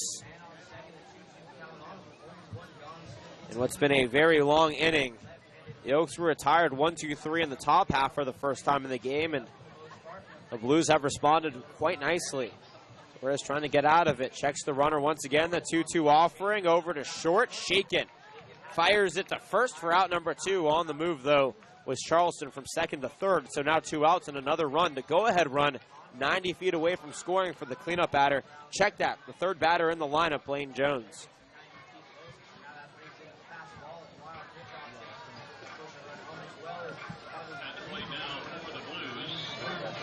On third base is Jay Charleston. Blaine Jones, who's 0 for 2 today with a strikeout. Look to give his team the lead with a very wide outfield here at Sinsheimer Baseball Stadium. Torres comes set, and here we go. The first pitch to the number 9 batter in the inning, taken for strike 1 at the knees.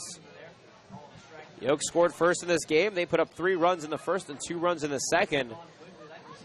Goose eggs in those 2 innings for the Blues, but the goose egg for the Oaks in the top half of the third, and 5 runs so far for the Blues here in the bottom half. And a beautiful fastball swung on and missed has Torres ahead in the count. 0-2 to Blaine Jones.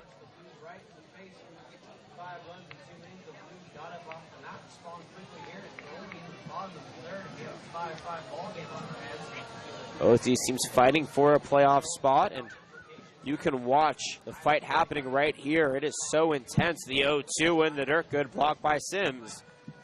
Ball 1 on the board now. That was a slider that got away from Torres, but I think he should actually go back to that slider here. You don't want to hang a pitch over the middle of the plate and give Jones a chance to take the lead. Torres at the belt, comes set, takes a breath and deals the 1-2, a slider, as you mentioned, Jordan, but it gets fouled back for a 1-2 count once again. Both these teams have a very tough weekend. The Blues head up north after this game to play the Packers in a 2-game series on Saturday and Sunday. The Oaks head south to play the Oaks, or excuse me, to play the Foresters. That is, the Oaks play the Foresters on Saturday and Sunday down south. So very tough matchups for both these teams. Tonight's game could really make or break their playoff hopes. The 1-2 high to right field. Spears, though, is under it, and he gloves it for out number 3. 9 batters come up to plate. 5 runs on 3 hits, 2 errors, and 1 left on base. We're all knotted up at 5 here at Sinsheimer Stadium. And we're going to the top of the 4th inning with a brand new ball game on our hands, 5-5 on the Oaks Baseball Broadcasting Network.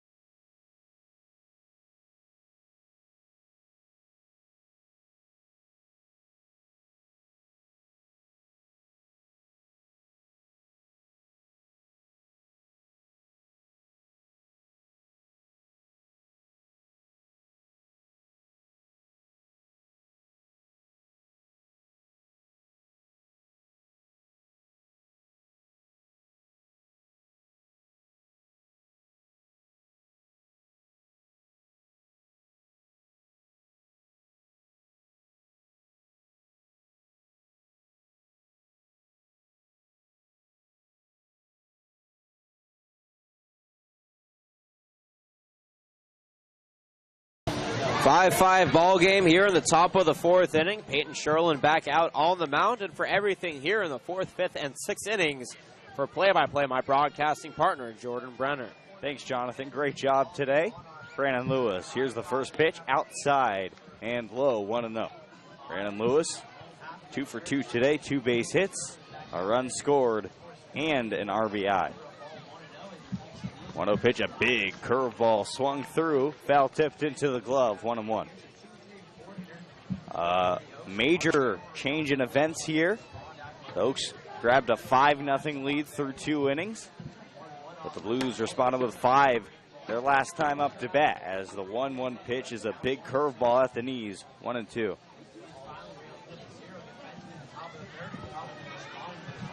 One ball, 2 strikes. Sherlin, the pitch, swung on and missed in the dirt. Retrieved by Hagan over to first base to retire Brandon Lewis.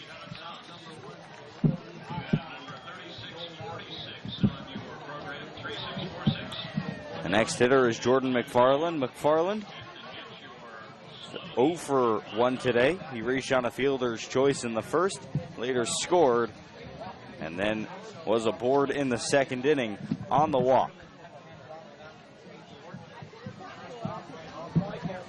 First pitch in the dirt, 1-0. Peyton Sherlin is still the pitcher out there. Head coach Dan Marple showing his vote of confidence in his ace lefty. 1 ball, no strikes. The pitch hit hard down the right field line, and it's going to drop in fair territory for a hit. McFarland around first to second base. He's in there standing with a double. So McFarland getting the Oaks right back offensively. And Chase Cockrell now to the plate with a chance to drive him in. But that's why this 1-2-3 punch of McFarland, Cockrell, and Lewis, and even Alexander, you could throw him in there, is so dangerous. Because if one batter doesn't do something effective, the odds are if the rest of these batters come up in the inning, at least one of them will generate some sort of offense. Brandon Lewis struck out, but Jordan McFarland doubled. And that's the production you get from such an amazing group of baseball players. Oaks wasting no time to come back. First pitch swing, Cockrell. Charleston's going to throw to third base in time to nab McFarland. That was actually Stankiewicz who made the throw at shortstop.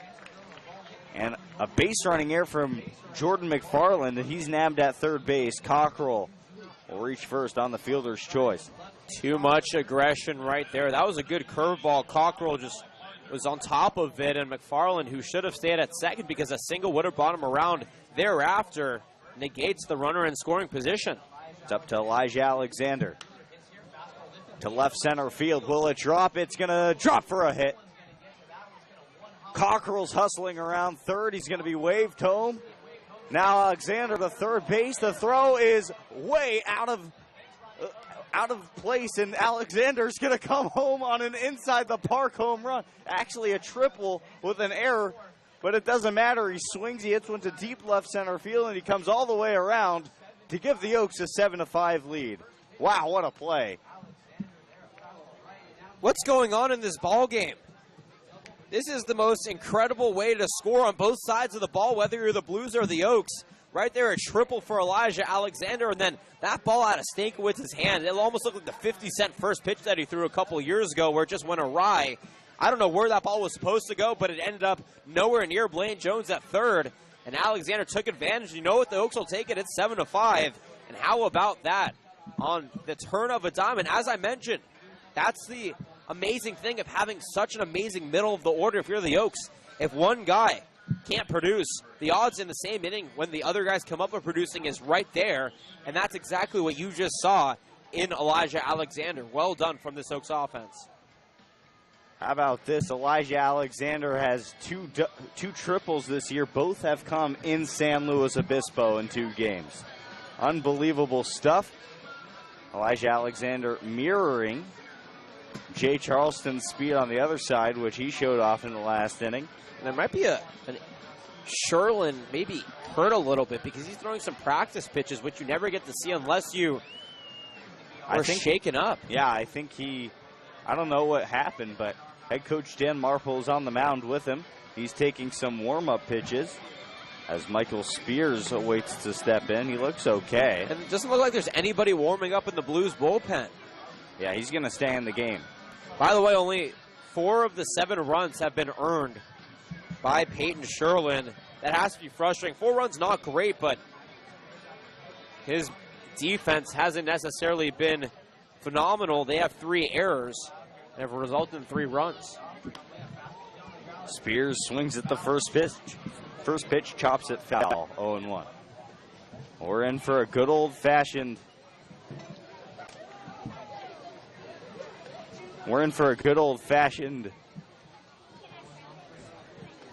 slugfest. The next pitch is down and in, 1-1. Spears today, 1 for 2, a strikeout and a base hit. The 1-1 offering on its way. Spears swings through it. A changeup down and away. 1 ball and 2 strikes. McFarland led off the inning with a double. Was thrown out at third base. Spears, a dribbler to the shortstop. Stankiewicz sidearm over to first base in time to retire the side, but the Oaks get a couple more. 2 runs on 2 hits, no errors, and nobody left on base. The Oaks back on top 7-5. This has been a crazy game. Don't go anywhere. You're watching Oaks Baseball on the Oaks Baseball Broadcasting Network.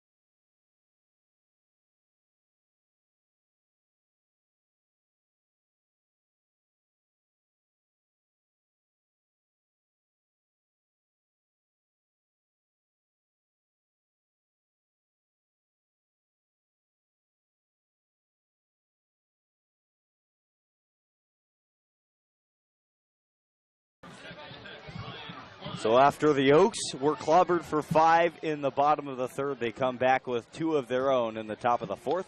Joe Torres delivers a first pitch fastball, fouled out of play to the left side. 0-1 to the new hitter, Brian Klein. He's been busy today. 1 for 1, a stolen base. He also walked and scored a run. No balls and a strike from Torres, who's responsible for 2 of the runs scored in the previous inning. 7-5, Oaks on top. Torres gets his sign, peers and fires. A fastball outside, a ball and a strike.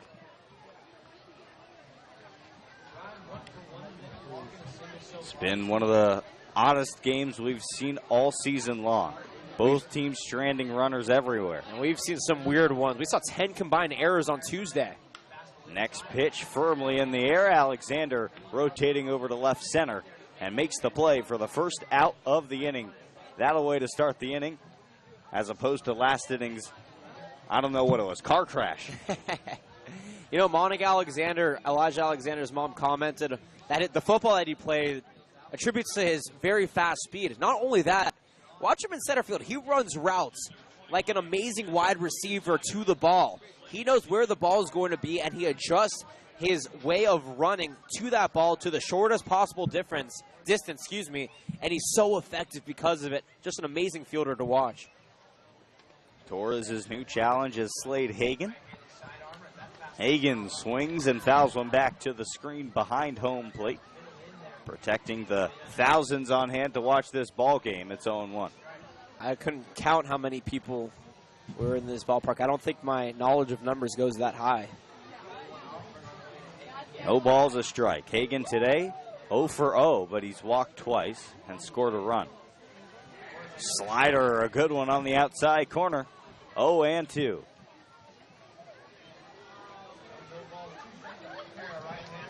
Torres takes a quick walk back on the hill. And this is a big spot for him. Momentum. The Oaks were able to shift it back in their favor to get 2 more runs, but as we've seen so far, it can change on a dime. 0-2, a big slider. Hagan begins to go, but holds up in time. And the count is 1-2. And Joe Torres doing a good job. He was thrown out there in a very tough situation the last inning. Came in with the bases loaded and a 2-0 count. But he's settling down nicely here. 1 ball, 2 strikes. Gets his sign, lifts the knee, and fires. Another slider. That's the 3rd in a row. He misses, and it's 2-2. And Hagan thought about going on that one as well, but wisely held back. So maybe the inside fastball is the way to go. That 2-seam movement that Torres has, very effective. And if he can find a way to place that on the inside corner and either jam Hagan or catch him looking, that could be a very great way to end this at-bat. 2-2 pitch on the ground firmly to Shaken. Dives, he makes the stop. Spins, but he can't relay the throw in time to McFarland.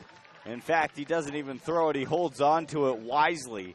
And that's going to be a base hit, but still a highlight reel worthy play for Sam Shaken. That hop off the mound, I did not think that Sam Shaken would be able to judge where that ball was going to land because it was so erratic.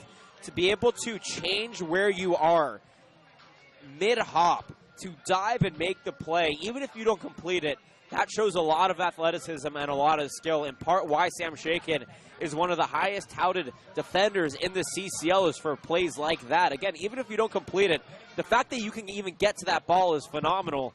And right there, he saved what could have been an extra base hit for Slade Hagan. Marco Murillo, the left fielder.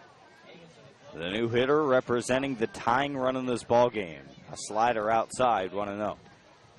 Murillo, despite hitting 6th in the order, actually leads the SLO Blues in home runs with 4. So always dangerous to hit one hard, and in this particular instance, to tie the game. 1 ball, no strikes. The pitch from Torres. A check swing, did he go? The peel over to first base, no, he did not. That one I disagree with, Jonathan, but the Oaks have been on the good side for umpires today. They've gotten quite a few calls to go in their favor. Yeah, and the Blues press box is also confused why that wasn't called a strike. And when the opposing team disagrees with the umpire, you know it was a bad call. 2-0 inside again, almost hits Murillo on the front knee, but he dodges it, and it's 3-0. No action currently in the Oaks bullpen. Solis anxiously watching from the edge of the dirt, right next to the dugout. 3-0 pitch on its way. There's a fastball in at the knees, 3 balls and a strike. Low 2-seamer here is what I think Torres should go with, mostly because he can force Murillo to ground one up the middle. Shaken and Pickett's are both in prime position to turn to and end this inning, and that 2-seamer is so hard to get a handle on. 3-1 pitch, runner goes, punched over to the second baseman, fielded by Pickett's. He can't get the play at second. The throw to first base is not in time. Will Pickett's could not charge the ball because the runner, Hagan, got in his way. That should be a runner's interference, and looking at the replay, that is 100% a runner's interference, and that's what Solis is arguing. When you impede a defender's path to the ball, that is not allowed. That should be an out, and technically that is a runner's interference. Yeah, and that's what Coach Solis is telling the umpire right now. We're not seeing him get too upset as of now, but if the Oaks don't get this play reversed, you could see Coach Solis get very upset because such a crucial part of this game. The Oaks just retook the lead. You don't want to be giving free base runners to a Blues team that still has a lot of momentum on their side. So Lees is going to get his money's worth, and now the umpires are going to converge and talk about it. And that's what Coach Solis does so well. He doesn't scream in the face of umpires. He's rational with them. He just asks them to converge, talk about the play, let three minds go at it, and hopefully come out with the right decision. Yeah, the mindset for Coach Solis is let's bring everybody together and talk about it. Not I'm going to yell in your face and hope you get my point, because that almost never works. He's a people person, and he knows it, and he utilizes those skills so well. But going back to the replay, I don't know how you don't overturn this call, because Pickett's even waited. The reason Pickett didn't throw the ball to first is I think he could have beaten Murillo out.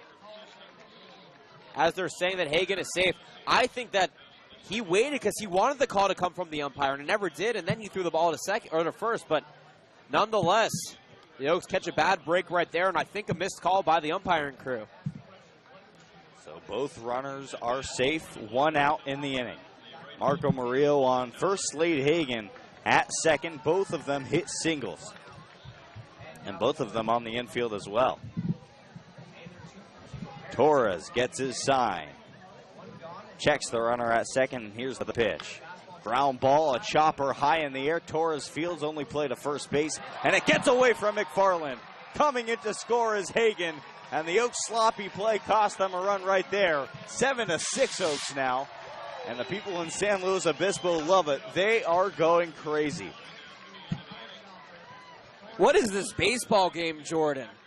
It almost looks like we're watching the equivalent of the Bad News Bears on both sides for both these teams. I'm not exactly sure what... I mean, Torres kind of did a little fairy hop on that throw over to first instead of just underhanding it to McFarland, and that was just out of his reach. So runners at the corners, a runner in. The score is 7-6 with an out in the inning. The new hitter is Conager Sands. Torres wastes no time, a two-seamer that toes the outside corner, 0-1. What a turn of events after that play. 0-1 pitch from Torres. On its way. Swing actually hits the batter, but it's swung on and missed, so it's going to be 0-2. That's a break. I think Torres' heart jumped a bit right there, and he was lucky that he got Sands swinging. Well, that'll just tell you how much that two-seamer moves from Torres. It started over the middle, and it moved so much it actually hit the hitter, Sands. Sands is 0 for 2, a strikeout and a flyout.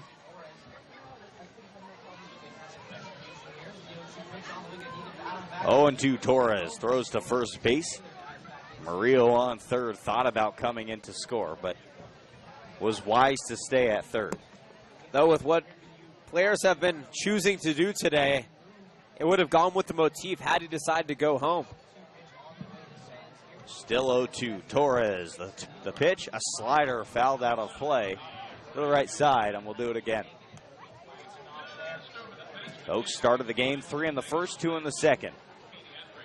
The Blues responded with 5 in the bottom of the third. The Oaks then with 2 of their own in the top of the fourth, and the Blues with 1 around now in the bottom of the fourth. And still threatening. 0-2. Runners on the corners and out. Torres gets his sign. A deep breath, a raise of the knee, and here's the pitch. Fly ball inside the infield. Torres calls everybody off and makes the play for the second out of the inning. Jack Kuzma, the final hope for the Blues in this inning. With 2 outs and 2 on, Kuzma will come to the plate. The first baseman is 1 for 1 today with a 2 RBI base hit and a walk. And you're talking about a guy who came in today batting 122 with 3 RBIs. He has 2 today in this ball game. Whatever is in the air, the players who should be playing well aren't. The players who have been struggling are breaking out. But Torres has to find a way to retire Kuzma. First pitch swing and a miss on the fastball away, 0-1. 0-1. Torres ready to go on the mound. Sims lays down his finger for the sign. Torres agrees. He comes set, and here's the 0-1 toss. Ground ball over to Lewis. Moves to his left. Goes the short route over to Pickett's on second base. And the Oaks managed to come out of this inning with the lead. A run on 2 hits, an error, and 2 runners stranded aboard. The Oaks are on top 7-6 as we move to the top of the 5th inning on the Oaks Baseball Broadcasting Network.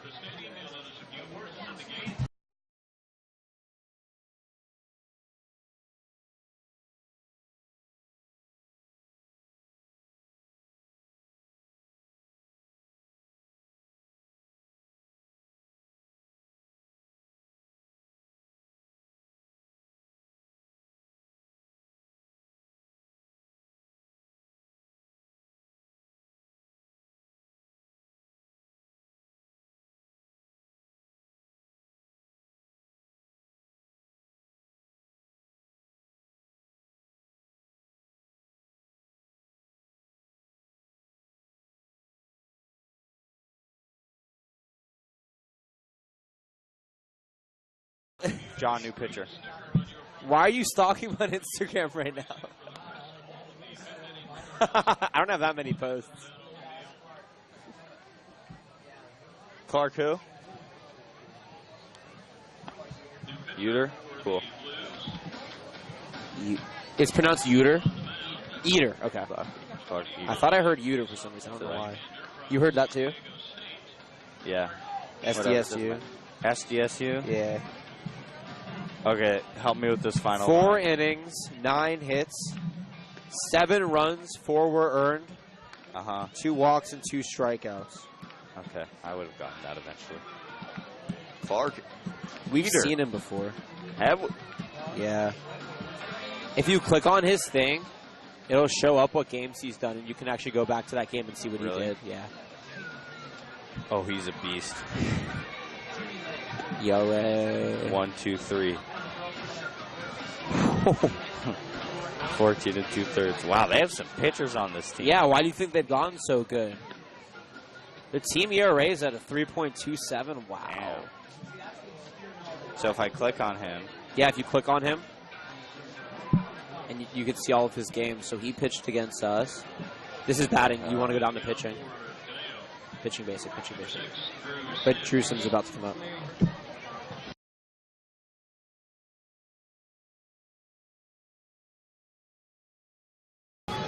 We're back for the top of the 5th inning. Peyton Sherlin's day is done. He went 4 innings, 9 hits, 7 runs, only 4 earned, 2 walks and 2 strikeouts. First pitch from the new pitcher, Clark Eater, is a strike down the middle to Drew Sims. Eater quickly ready to go. The 0-1 pitch inside almost hit Sims, but he dodges it. 1-1.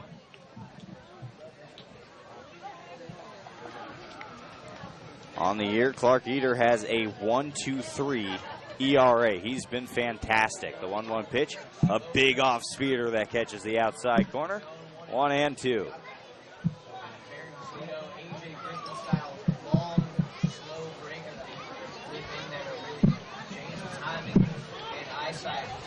Eater's gone 14 2/3 this year and has struck out 16 batters as well. The next pitch misses, and it's 2-2.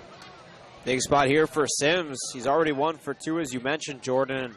Tack on that total. He's the most productive Oaks catcher from behind the plate as well as in the batter's box. 2-2 toss on the ground to the shortstop, Stankiewicz. Fields overhand over to first base in time for the 6-3 putout and the first out of the inning. The new hitter is Andrew Lucas, who's 0 for 2 with 2 groundouts today. And following him will be Will Pickett.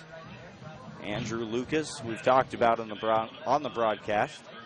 More effective in non-league games, but seems to be seeing the ball a little bit better as of late, giving more productive, lengthy at-bats.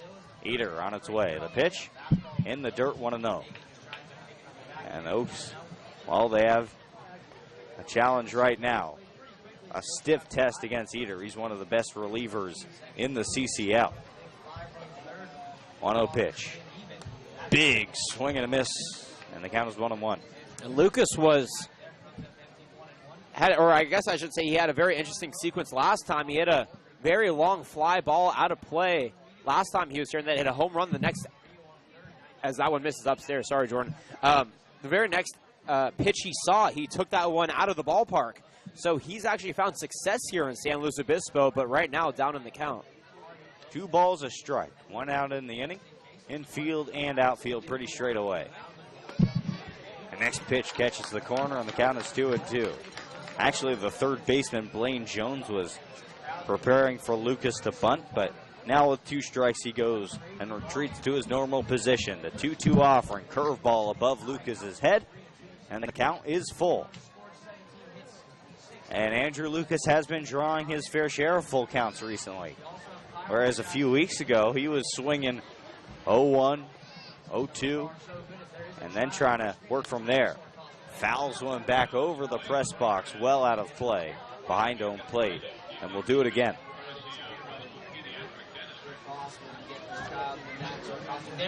Andrew Lucas leads the Oaks in triples, along with Bryce Vitt, Brandon Lewis, Shaken, and now Elijah Alexander joins that group today. Full count pitch on its way. Very high, but very shallow in the infield. Stankiewicz comes in and makes the play on the grass for the second out of the frame. Andrew Lucas has not hit the ball out of the infield so far today. And Will Pickett's the 9-hole hitter for the Oaks will come to the plate, trying to get a 2-out rally going. As the sun starts to set, the crowd is still as rowdy as ever. Nobody has left, witnessing one of the best, most interesting odd ball games of the season. Kids still going strong as the first pitch comes in at the knees, 0-1. Will Pickett's today, a base hit. He came around to score in the second, and a 5-3 ground out. Thank you for bearing through this insane game with us. We always appreciate the support. 0-1 misses and turns to 1-1 on the fastball away.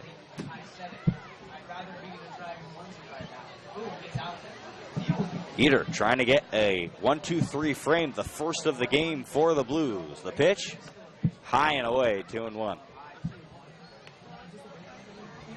Actually, the first on either side today. It's been a long ball game. Already approaching our second hour, or our third hour of play. We've gone for an hour and 58 minutes. A big swing and a miss, and the count is even at 2. Pickett doesn't typically strike out, so I'd expect him to find a way to either take this pitch if he doesn't like it. You talk about an eagle eye. He has one of the best hitter's eyes on this Oaks team. So expect him to not take anything he doesn't like or anything that's a strike, but he does foul off tough pitches as well. 2-2 toss. Fouled out of play. Hit hard into the park. That is right behind Sinsheimer Stadium. 7 runs, 9 hits, 3 errors for Caneo. 6 runs, 8 hits, and also 3 errors for the Blues. Wonder if we're going to tie that record that was set, the 10-error game, earlier this week in Pasadena. 2-2. Ground ball hit softly to the third baseman. Jones has to hurry. Throw over to first base in time by just a step. An emphatic out call by the first base umpire. And the Oaks go in order. No runs, no hits, no errors. Nobody left aboard. 7-6 as we go to the bottom of the 5th inning. Oaks on top, 7-6 once again on the Oaks Baseball Broadcasting Network.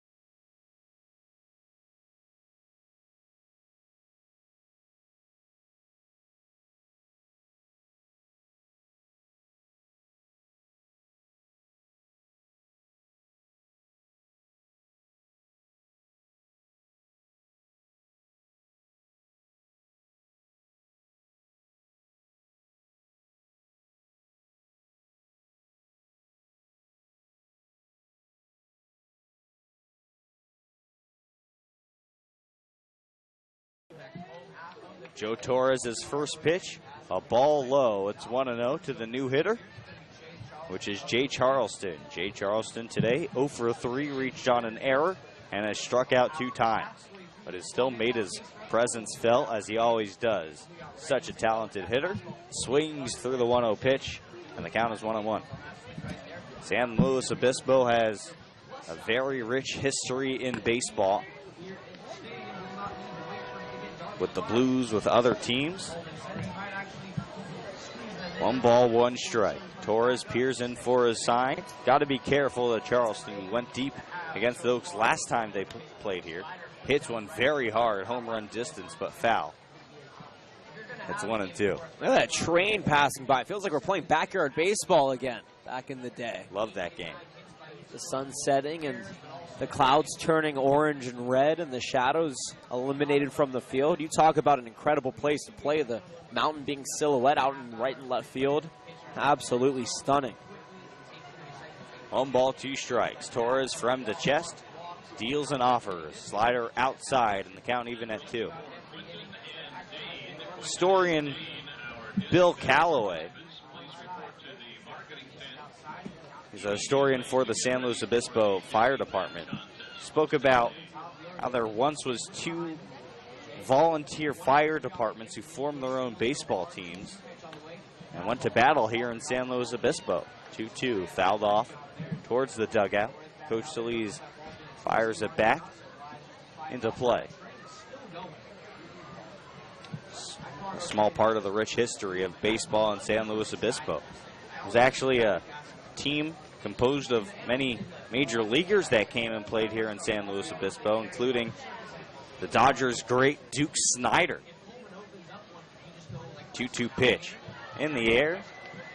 Easy play for Alexander, who jogs in to make the play for the first out of the inning. This game seems to have calmed down, at least for the time being. Oh, Jonathan. be careful what you say, Jordan. Not only are you known for jinxing things, but we've only gone 2 innings without anything wonky. Who knows what could happen? The first 3 innings were weird. The middle 2 innings are fine, but it's a lot of ball game left. Baseball was actually really popular in San Luis Obispo and across California in the late 1800s. Folks used to come out, watch baseball just like today. Guess things really do never change at a place like San Luis Obispo. First ball misses, and it's 1-0. In fact, it was enormously popular until World War II. The new hitter, Dink Stankiewicz, is 1 for 2. Next pitch misses, and it's 2-0. Stankiewicz, a base hit, a stolen base, a walk, and a ground out. And it was busy until the Second World War. But the Second World War, the draft, a lot of people had to go overseas to fight for our country. And there was a lack of players able to play. So the team here in San Luis Obispo, the Merchants, was disabled. 2-0 misses, and Torres quickly behind 3-0 to Stankiewicz, who's one of the hottest hitters on this Blues team. Blaine Jones is on deck. He's 0 for 3. 3 balls, no strikes. The pitch, a little bit low. Sims held it there for a second, trying to steal a strike for Torres, but a 4-pitch walk gives the Blues a base runner and a chance to tie this ball game up. As I mentioned, Blaine Jones out of Dallas Baptist is the new hitter. A strikeout and 2 flyouts to right field. One of his flyouts to right, to Michael Spears, was a diving play. Big spot here for the Oaks. Runner goes, Sims bobbles it, and that's going to allow Stankiewicz to easily steal second base. When Sims got up, he forgot the ball, and that's the most important part of the play. He had the timing to jump up, and he probably would have gunned out, barring a bad throw, Stankiewicz, because of the timing, but Stankiewicz caught a break, and look like that, or just like that, the double play situation is eliminated. 0-1. Torres checks the runner at second base. Runner begins to go, and Torres going to step off and watch him back to second base. And that was a huge lead for Stankiewicz. I mean, 5-6 steps off the bag. Now Will Pickett shades over to second to start covering. 0-1 pitch, up the middle, off the glove of Torres. He has no play at first base, and the weirdness continues, Jonathan. First and third and out in the inning with the new hitter, Brian Klein, coming to the plate. That's got to be a hit. Oh, absolutely, just because it got Torres out of position. By the way, the train that started off in the inning is still going. I think it's about a mile long. I've never seen a train continue to go so long. But going back to the play here, and my train of thought trailing away. Runners at the corners. Look, the double play situation's back. So it's okay that this happened, but the fact that a play could have been made to make 2 outs is a little bit hurtful, but at the end of the day, that was a rough ground ball. In the air, left side, but well out of play, 0-1. Joe Torres trying to get through another inning of relief, trying to bridge the gap between the beginning of the game to the late innings, and that is such an important job for a team that's probably going to have to exhaust a lot of pitchers against the Foresters in the next couple days. The Oaks have a couple arms warming up in their bullpen. 0-1 pitch. A roller through the left side, a base hit. The game is tied as Stankiewicz comes in to score.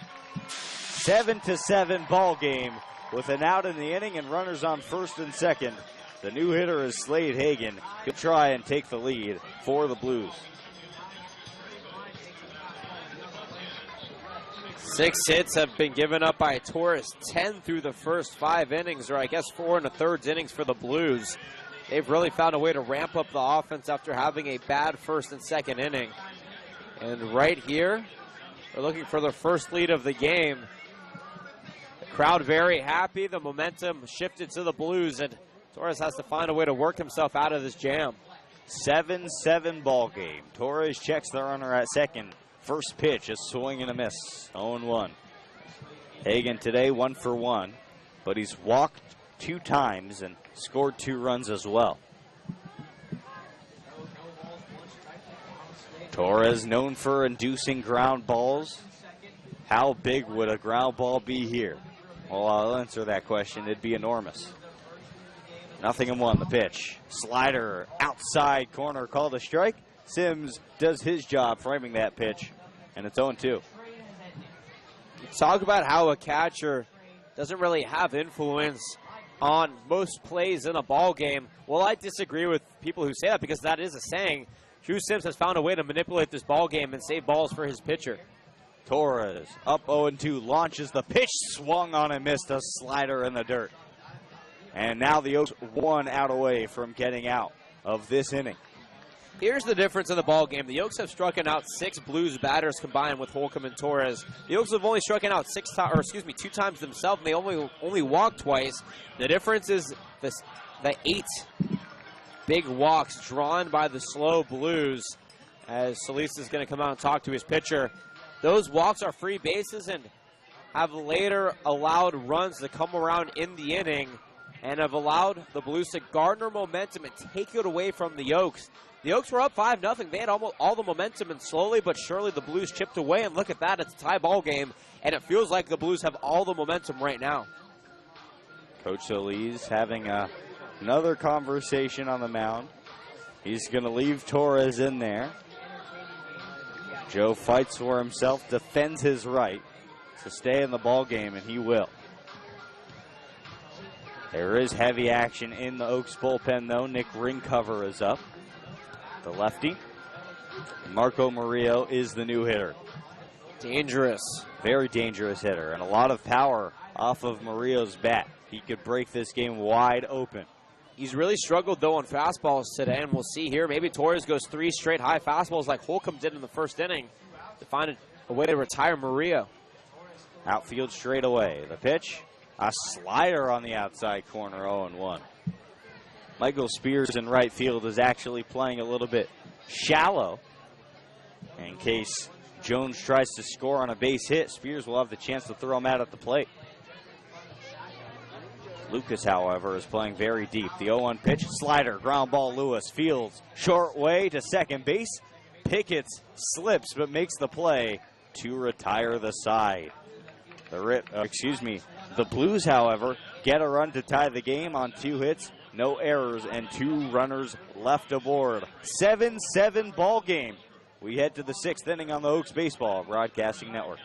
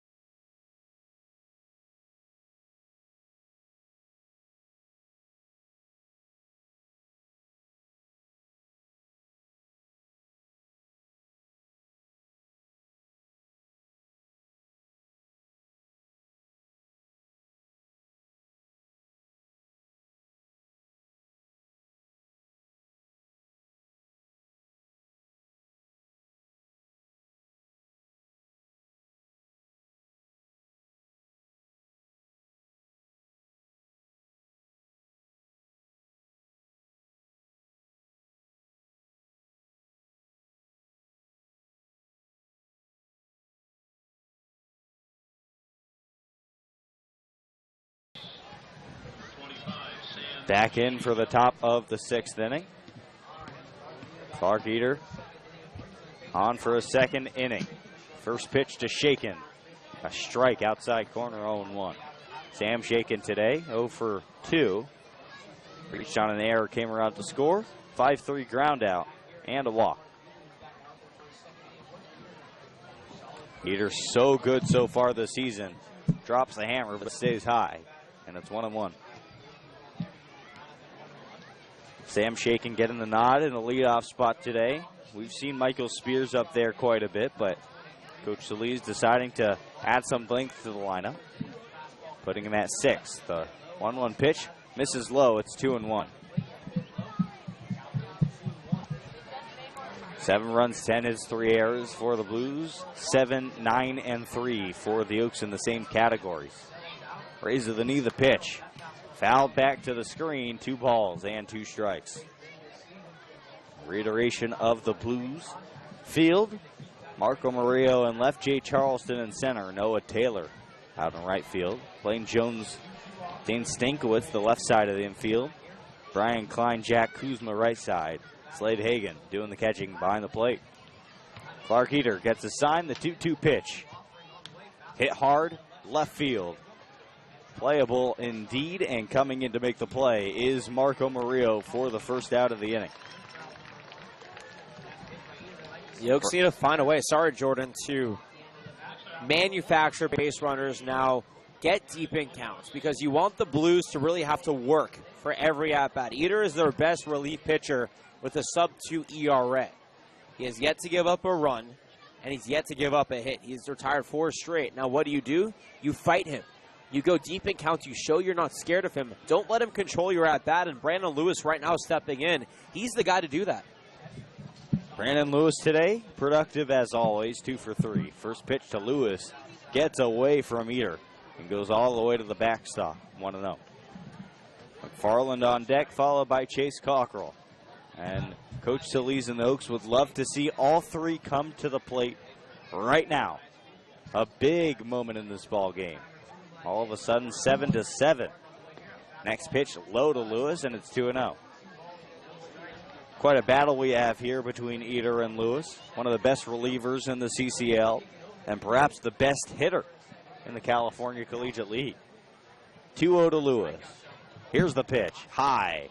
Heater wants nothing to do with Lewis. And he's down 3-0.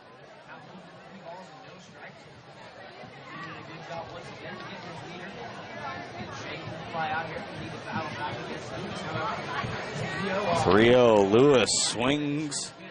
And the peel over to first confirms what I thought. It's 3-1. Heater only won 1 inning this past year with the San Diego State Aztecs and gave up 2 runs in that time. 3-1. In the infield and very, very high. Brian Klein under it makes the play. Not what Brandon Lewis was hoping for. 2 quick outs for the Blues, and Jordan McFarland, the final hope for the Oaks in the top of the 6th. Well, he was hoping to hit one very hard. He did, but it went straight up instead of out. And unfortunately, Klein was right there. He tracked that ball down with ease. And now Jordan McFarland, who's reached base all 3 times he's been to bat, steps up. This is a good chance for the Oaks to try and extend this inning. First pitch to McFarland. Outside, 1-0. Sun has completely set, and the lights are on here in San Luis Obispo. A 1-0 pitch. Low, 2-0. McFarland today reached base all 3 times. Only 1 hit, though. A fielder's choice and a walk have also allowed him to reach base. He also scored a run. 2-0. Raises the knee, the pitch. A lazy fly ball into shallow. Right field actually on the infield. And it's going to be the second baseman, Brian Klein, again. The Oaks go in order for the 2nd consecutive inning. No runs, no hits, no errors. Nobody left aboard. We're on to the bottom of the 6th. 7-7 ball game. Don't go anywhere. You're watching Oaks Baseball on Oaks Baseball Broadcasting Network.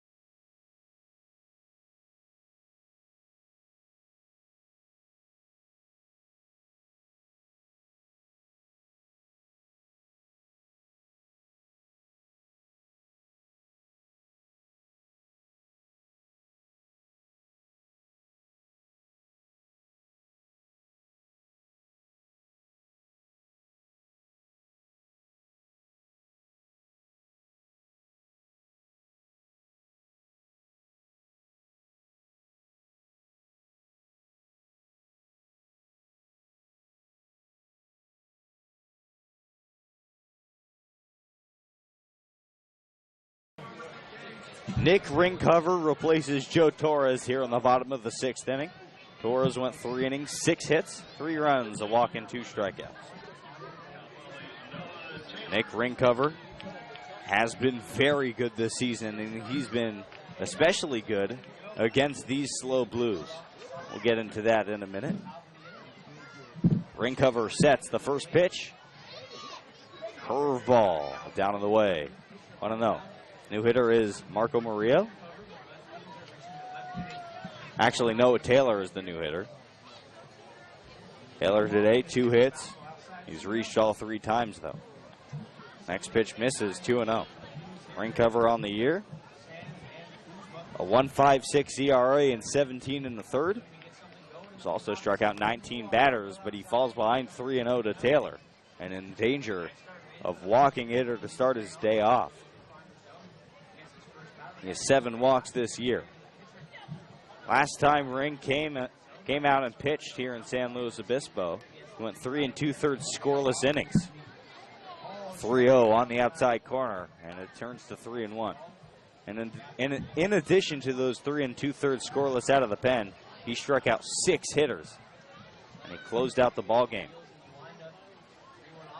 Big swing and a miss, 3-2.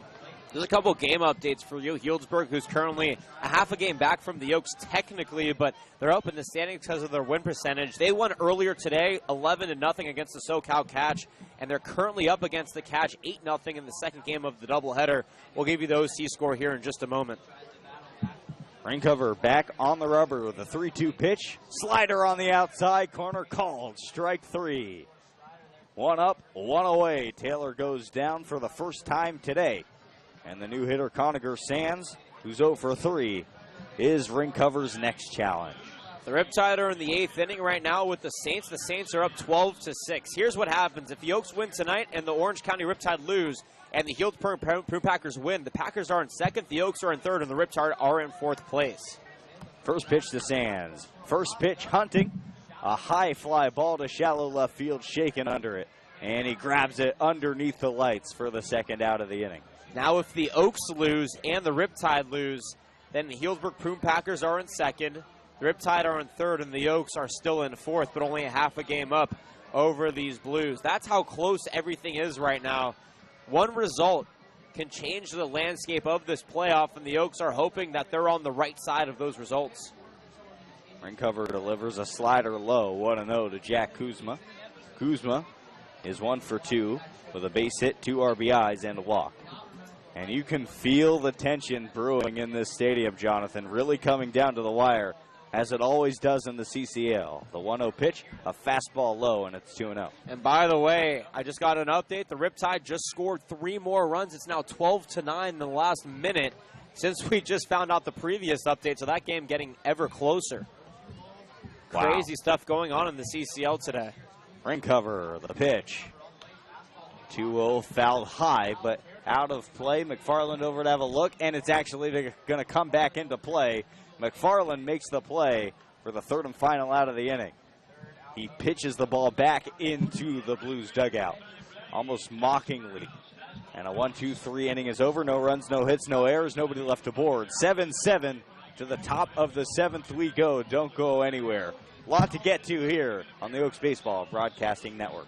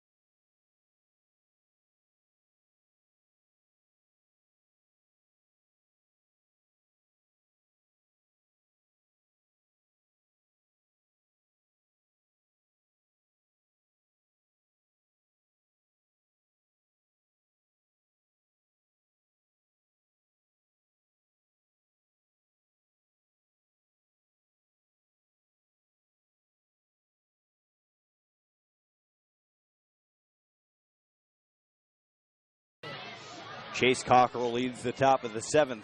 For all things play-by-play, my superlative, spectacular broadcasting partner, Jonathan Rifkin. Now your blushing broadcasting partner. Thank you, Jordan. Phenomenal job as always in the middle 3 innings. Jordan will actually be taking the lead on Tuesday against the SoCal Cubs and maybe even on Wednesday against the Orange County Surf. But for now, we have 3 more innings of this game to play. It's at least 7-7 the score. Chase Cockrell, as Jordan mentioned, stepping in. And the San Diego State Aztec, Clark Eater, back on the mound. He had a conversation with Slade Hagan, his catcher, and now we're ready to go. Chase Cockrell on the day, 2 for 3, a pair of singles, 2 RBIs, and 2 runs scored. He reached on a fielder's choice in the 4th inning. The semifinalist for the Golden Spikes Award digs back in, the DH in the SEC, who batted .324 for Ole Miss. The first pitch, swing and a miss, strike 1. Big part of the order, Alexander, Cockrell, and Spears all due up. They've all reached base in some fashion throughout this game. And an opportunity for the Oaks to try and break this tie. The 0-1, another fastball blown right by him for strike 2. Cockrell trying to take the lead. Maybe he's got to shift his approach here with 2 strikes. Just get the ball in play and hope Elijah Alexander can drive him in. The Oaks haven't gotten a hit in the last 3 innings, searching for their first one here. Here comes the 0-2. Called strike 3 on the outside corner. Cockrell on 3 pitches goes down looking. That's the first punch out for Eater. And out number 1 now here in the 7th inning as Elijah Alexander, who tripled back in the 4th inning and then scored on an error by the shortstop Dane Stankiewicz, steps in here in a big spot. He's 1 for 3. He reached on error back in the 2nd and has also flown out in his 3 trips. Eater wants another sign from his catcher, Hagan. I'll give you a reiteration of the Blues field here in just a moment. The Aztec toes the rubber and offers the first pitch. Swing and a miss, strike 1. Noah Taylor's in right, Jay Charleston in center, Marco Murillo in left. Jack Kuzma at first, Brian Klein at second, Dane Stankiewicz at short, Plain Jones at third, and behind the dish is Slade Hagan. Second pitcher of the day, Clark Etter. Rocks and fires the 0-1. Bounces in the dirt for ball 1 to Elijah Alexander. Alexander had 2 walk-offs this past year for the University of Texas Rio Grande Valley. One early in his UTRGV career and one in a regional. The 1-1 offering popped up in the infield. Kuzma gives a look and makes the play for out number 2. Seems like a motif. There were 2 pop-outs to the second baseman, Brian Klein, back in the 6th inning, and now so far 1 pop-out. This time, though, to the first baseman, Kuzma, in the 7th inning. 2 down now. The Oaks have been retired. Going back to the 5th inning, 8 straight. Very uncharacteristic for a very hot Oaks offense, but Clark Eater, the best pitcher on this team and one of the best relievers in the CCL, doing what he does best. Who's going to embrace the big moment and shine under the lights? Michael Spears digs in and takes the first offering on the low and outside corner for strike 1. Spears on the day, 1 for 3, an RBI single back in the 1st. He's struck out and grounded out thereafter, though. As Eater offers the 0-1, a curveball that doesn't curve. Misses upstairs for ball 1. Wind picking up to left field now as the temperature drops into the low 70s, though the humidity is pretty high in the 60s, so you can, 60% I should say, so you can still feel the heat. 1-1, drops at the knees for strike 2. Eater's command, his ability to keep batters off balance, has been his strong suit all game long, and the Oaks have yet to find a way to hit him. Yeah, he works off the fastball, and the off-speed is so deadly as well. The 1-2, an off-speed pitch just outside, a slider that slid on the outside part of the plate, but the umpire didn't like it. 2's across the board now. 2 balls, 2 strikes, 2 away, in a tied-up ball game. 7-7 in the 7th. Here comes the 2-2 offering. Fastball misses outside for ball 3, and Slade Hagan tried to pull his best Drew Sims impression and frame it, but nobody does Drew Sims better than Drew Sims, and Hagan couldn't get the call. Payoff pitch here pending. Maybe Yadier Molina, that's about it. Payoff pitch here to Spears. He takes a fastball, called strike 3 at the knees, and he knew it. 2 strikeouts.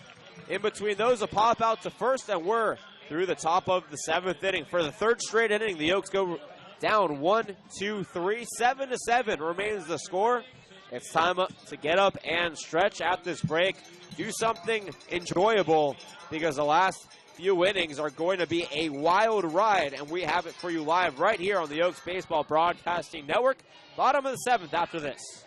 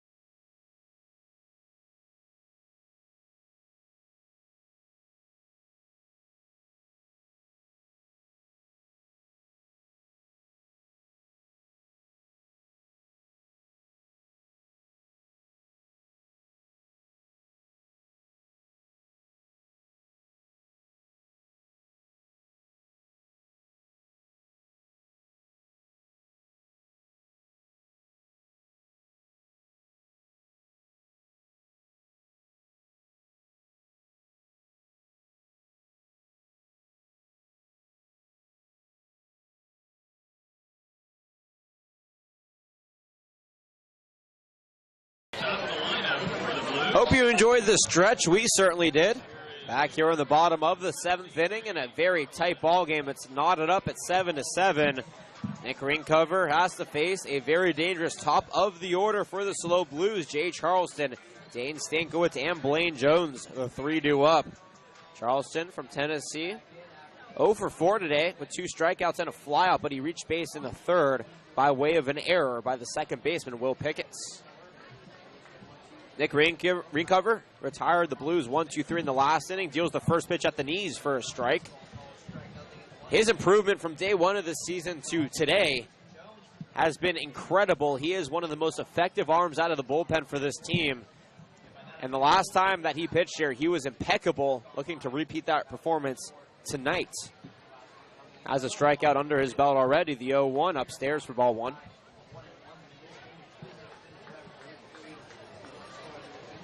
Seven runs, 9 hits, 3 errors for the Oaks. They haven't found a hit since the 4th inning. 7 runs, 10 hits, 3 errors for the Blues. They went 1-2-3 back in the 6th, courtesy of Nick Ringcover. The Pierce Junior College product offers the 1-1. Slider in there for strike 2. It's almost like a curve slider, a slurve, if you will, because it starts up at the belt and then it has that downward curveball motion, but it slides in like a slider. It's so hard to pick up as a batter. Filth of the highest order, Jonathan. The 1-2, another one swung on and foul, tipped off the foot. Charleston barely got a piece, but it was enough to stay alive. And you're absolutely right. Charleston looked very fooled on that one and was very fortunate to find the tip of the ball. Nick Ringcover will be relied on in the upcoming days against the Foresters. Probably not tomorrow, but definitely on Sunday should his number be needed, and they probably will need him. He's so effective. The 1-2 in the dirt, though. 2 balls and 2 strikes. Friday night in full swing. Everybody enjoying it here at Sinsheimer Stadium. I hope you're enjoying it at home, no matter how you're watching or where you're watching. We appreciate you making us a part of your Friday evening plans. 2 balls, 2 strikes here to the first batter in the 7th. The offering is a chopper over to shaking at short. The backhand and the fire to first. On the hop, it goes past McFarland's glove, and Charleston should get an infield single because I think he would have been safe anyways to lead off here in the home half of the 7th. Indeed, he does, and the speedy center fielder is on with his first base hit of the day. And, man, the SLO Blues are the the kings of infield singles today, Jonathan. They've had too many to count, and to their credit, they're taking advantage of it. And they've come back to tie this game at 7. Small ball wins games. All 11 of their hits have been singles. No extra base hits in this game. The only advancements have been on errors. That is a pretty incredible stat, and the Blues have been utilizing small ball so well.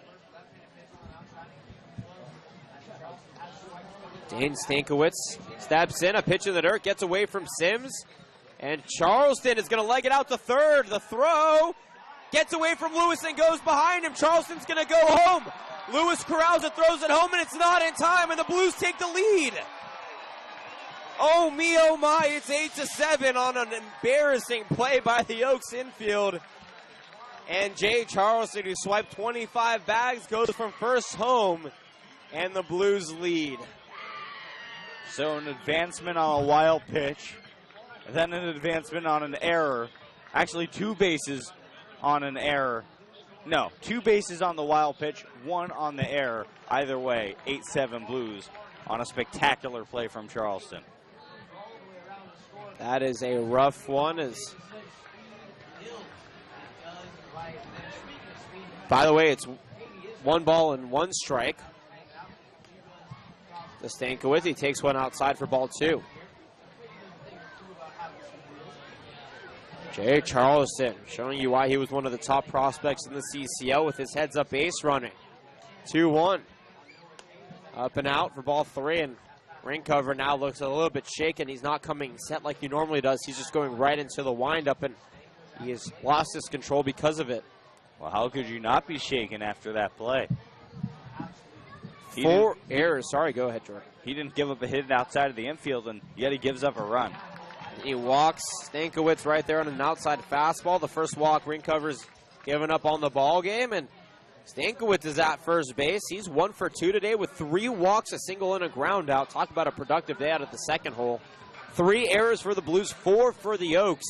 A combined 7, which is tied for the second season high we've seen on Tuesday. The Saints and the Oaks combined for 10 errors, 5 apiece. But right now it's 8-7. The Blues have taken their first lead of the ball game here in the bottom of the 7th. No outs. Runner on first, and Blaine Jones, who's 1 for 4, digs in, but first a pickoff attempt. Stankiewicz does have 2 stolen bases on the game, back in the first and in the 5th as well. What a crazy ball game. And cover staring down Stankiewicz, delivers the first pitch. It's a bunt, popped up, but out of play for strike 1. Solis has been at the exit of the dugout to the field all game long. He has yet to retreat back into the dugout, where he will sometimes. He's keeping a close eye on this game and trying to find a way to manipulate the Oaks to get back into it and even take the lead if they can. But first, they have to find a way to generate some outs. Stankiewicz dancing on the first base side as ring cover steps off. It looks like he's worrying awfully much about the base runner right now. Double play situation here for the Oaks would boost the momentum a little bit. Lewis is in. That pitch, a swing and a miss. The throw is not in time, and Stankiewicz swipes the third base of the season, or the game, excuse me, but Jones faces an 0-2 count. Yeah, you can't blame Drew Sims for that stolen base there. It was a curveball in the dirt, so just an easy base for Stankiewicz, and the Blues have so much speed throughout their lineup, and they've gone running today.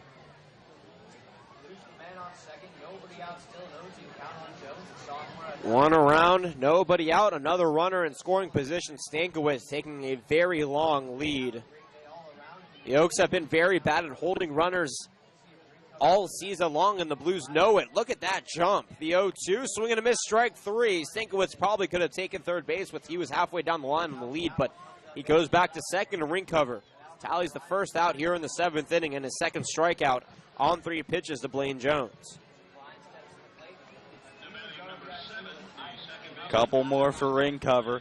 He's pitched well. He's given up a run, but he has pitched phenomenally well. He's just got to continue that right here.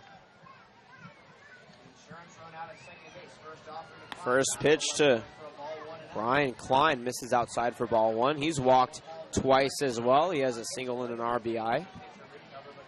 He's looking to capitalize here in the cleanup spot from Texas Tech. He was in the College World Series. They were eliminated, though, in the first round. Played with former Oak Zane Willems, catcher for that team. 1-0 offering.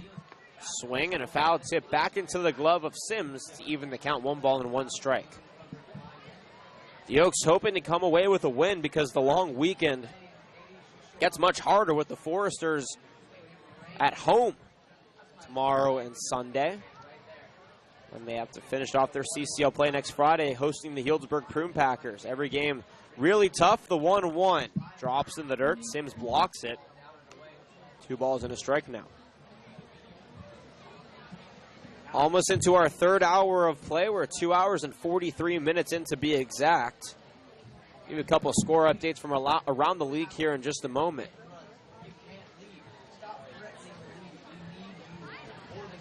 "3-1. Popped back out of play, and that was actually the 2-1, my mistake, and that evens the count. 2 balls and 2 strikes.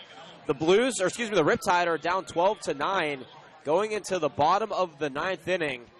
They have 3 more outs to try and come back to beat the Saints. If the Riptide lose and the Oaks win and the Packers win, and they already won 1 game today against the Catch and they're currently beating them again, then the Packers would be in the second, the Oaks would be in third. The 2-2. Slider, lifted foul out of play. Nice bare hand by one of the fans.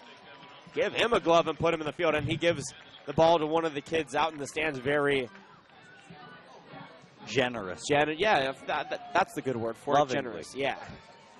Nonetheless, the count remains 2 balls and 2 strikes, and the Oaks trying to maintain at least a 1.5 game lead over the SLO Blues. The Blues fighting to get back in the playoff picture.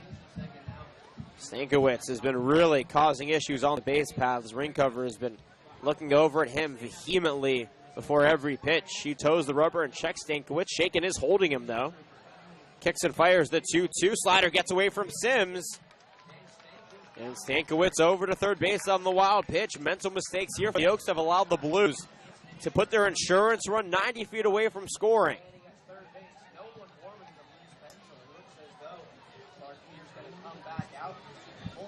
A long fly ball or a grounder to the right side could add on the 9th run of the game here for the Blues. Payoff pitch, though, first for Ringcover. The infield's in, Jonathan.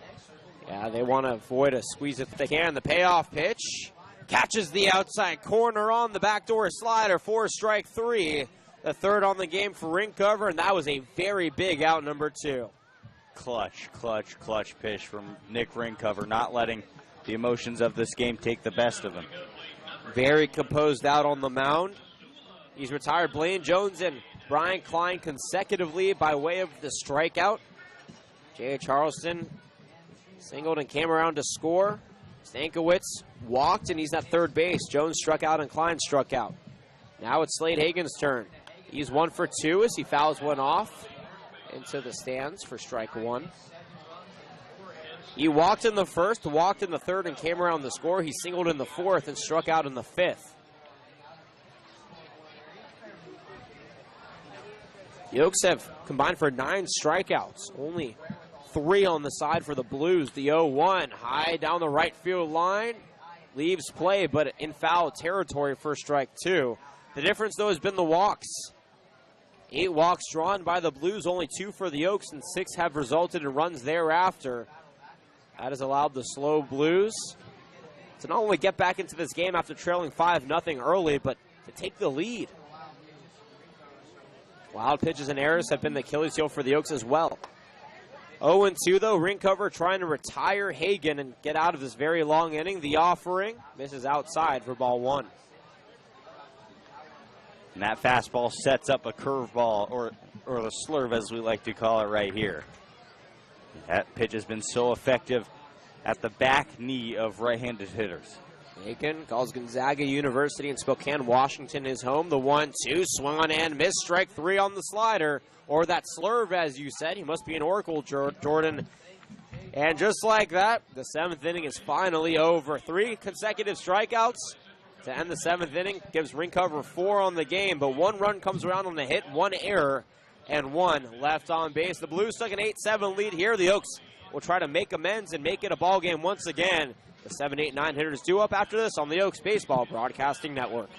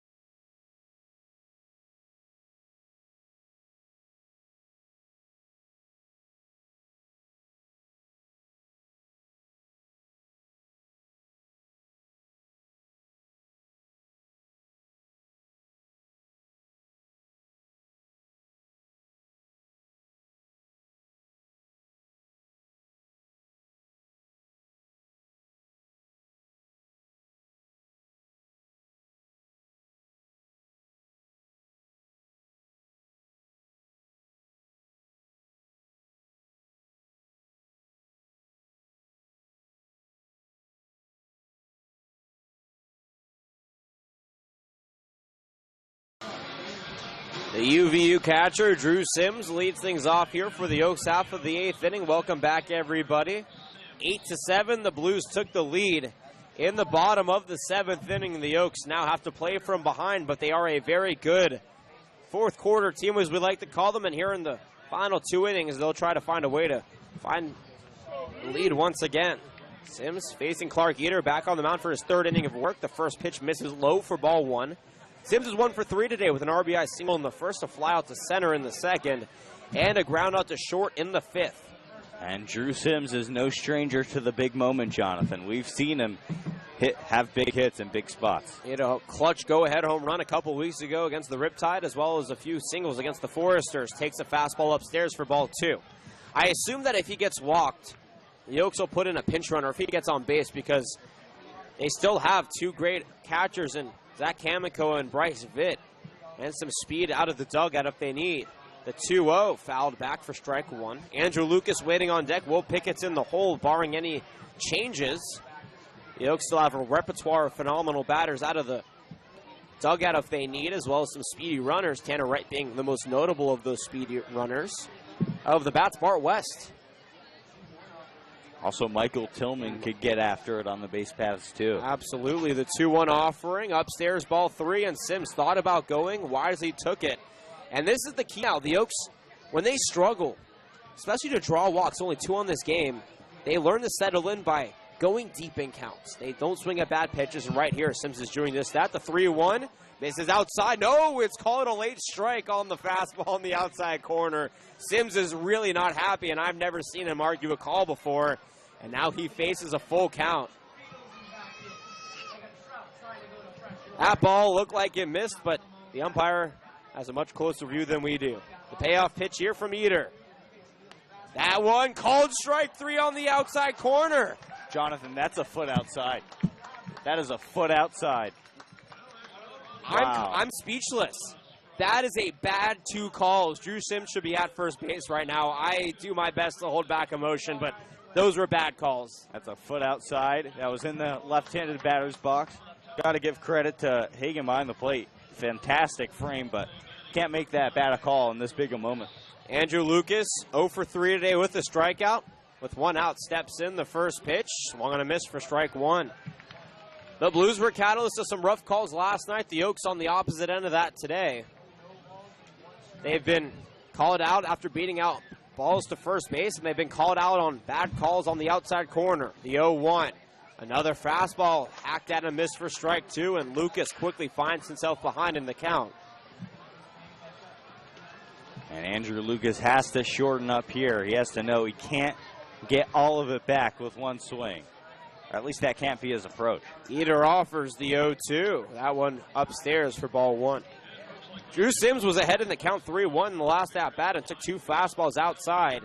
Or he fouled off a ball to make it strike two, and then I'm not exactly sure where those pitches. He took two ball fours, but struck out. Exactly, the 1-2, a high curveball, fouled back. The count remains 1-2 strikes. That's the name of the game. And I think the umpire was a little bit upset with Sims going to first base on the first missed call. So you think it was to spite Sims? It could be. I mean, umpires have emotions too. Yeah, but that's not professional if that would be the case. We're not going to assume anything, though. The 1-2 upstairs gets away from the glove of Hagen, but it doesn't matter. 2-2 strikes here to the Ventura High School Player of the Year, Andrew Lucas. And if you're an umpire and a player, shows you up a little bit and there's a borderline call on the next play, are you going to give him the benefit of the doubt, or are you going to go the other way in front of a home crowd of thousands of people? Very good point. 2-2 offering here from Eder. Upstairs, ball three, and from 0-2 to 3-2, Lucas has worked his way back into this count. Everybody in the ballpark is nervous, I can tell you that. The Blues have a one-run lead. It is not safe, and whether you're an Oaks fan or a Blues fan, you have to be nervous right now because anything can change. We've seen this game possess a lot of weird plays. That pitch popped way back out of play, probably into the park behind us, and Lucas fights off a good fastball to stay alive here. Jonathan, my knee's been shaking for the last 3 innings. That's kind of why I said I think everybody's nervous here, because I feel it too. I have butterflies in my stomach, and the air is very tense right now in San Luis Obispo. Oh, yeah. Payoff pitch here from Eder.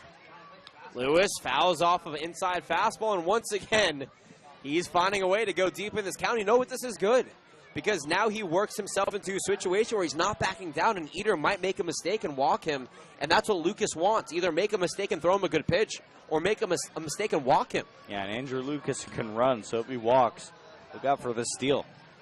Payoff pitch 3.0 here as Eder toes the rubber, takes the sign, rocks and fires the payoff pitch. Swing and a miss, strike three. 2 consecutive strikeouts, 3 going back to the last inning, gives 3 on the game here. No, 4 on the game for Eder, and 2 outs now here in the 8th inning. Will Piggott's good at taking pitches, but I think he's going to have to get a good swing in here for the Oaks. Extra bases would be huge here for Will. Piggott's 1 for 3 today, a single and a pair of groundouts to third. Also has a run scored. That was back in the 2nd inning. Takes a couple of practice swings, shoulders the bat. Eder offers the first pitch. Upstairs, ball 1. Well, Pickett's an Oaks returner. A veteran on this team. Not the most loud guy on the squad, but the team looks up to him. Very smart baseball player, whether it be in the field or in the batter's box. Here comes the 1-0. High skyer to left field. On the move is Murillo. Just short of foul territory. He makes the catch for out number 3. No runs, no hits, no errors. Nobody left on base. The Oaks have been retired 3 consecutive times. Going back to the 5th inning. We're through 7.5 here from Sinsheimer Stadium. We're going to take a break. The Oaks trail 8-7.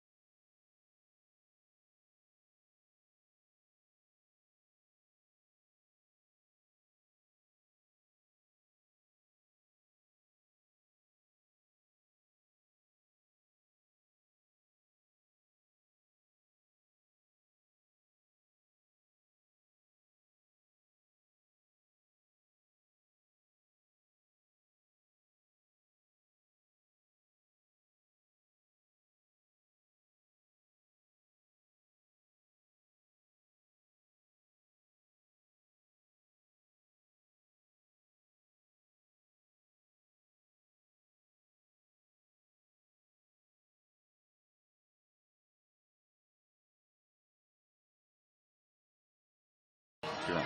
Marco Murillo, Noah Taylor, and Conager Sands, barring any changes, will lead things off here for the SLO Blues. Welcome back, everybody. Home half of the 8th inning. Murillo on the day is 1 for 3. He's walked, singled, struck out, and ground out. He also has a run scored. The first pitch from Nick Ringcover in his 3rd inning of work misses upstairs for ball 1.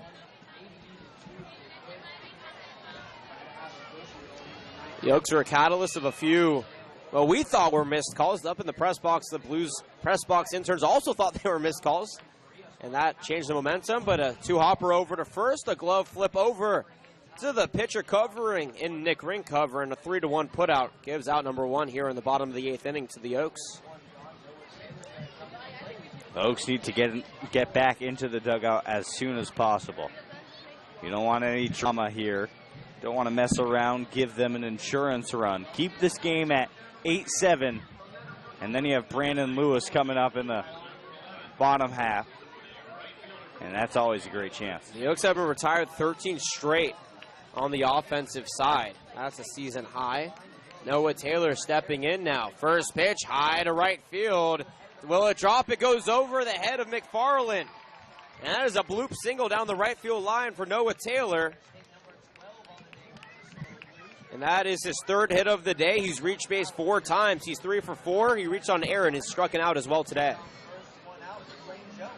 Second hit given up by Nick Ringcover.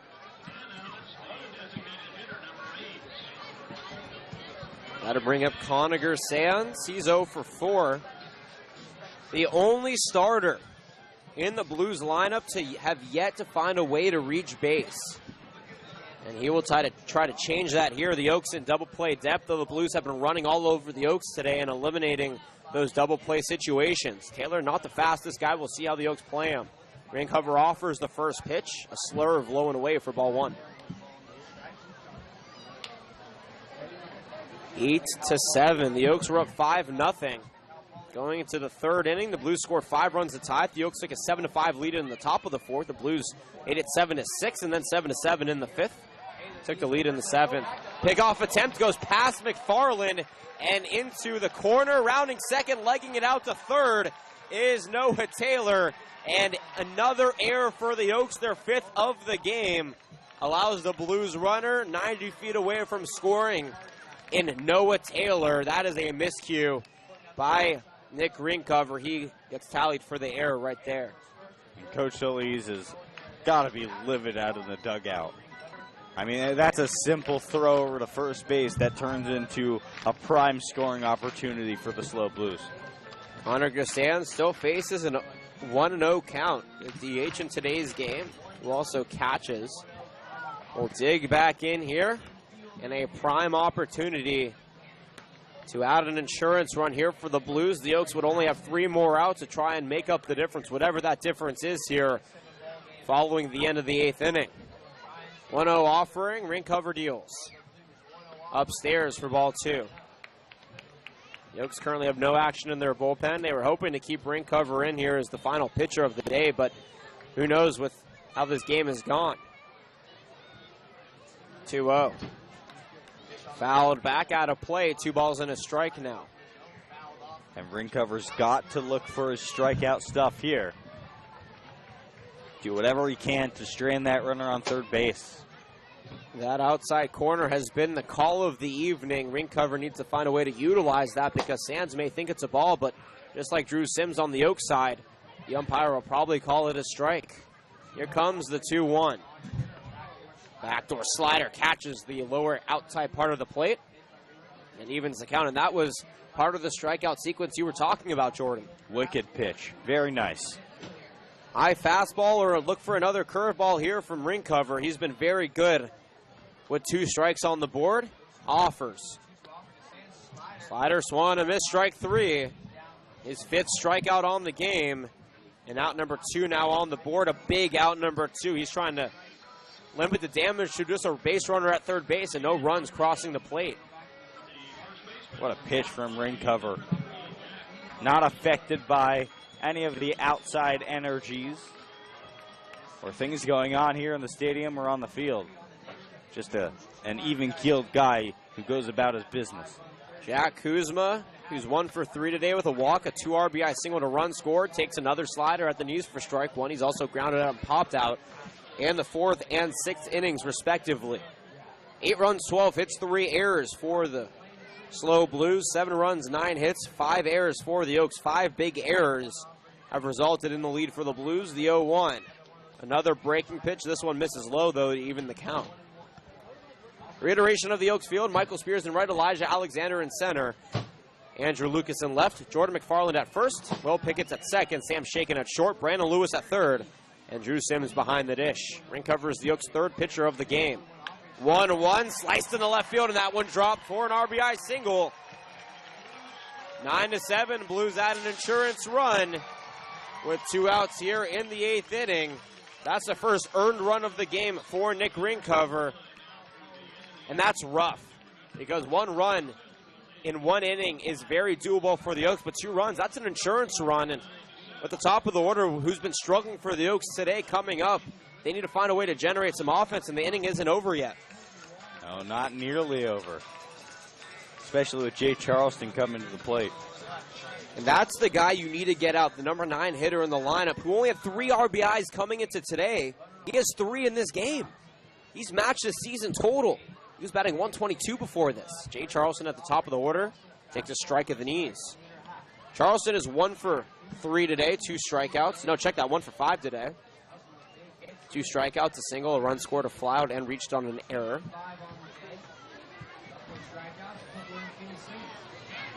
Step off of first for Kuzma. The 0-1 misses low to even the count.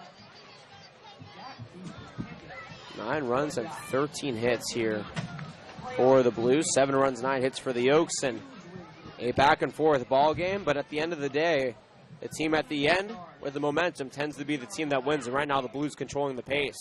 1-1. Popped out of play. 1 ball and 2 strikes now. It is firework night, so the Blues hoping for some fireworks on the baseball field prior to the fireworks in the sky.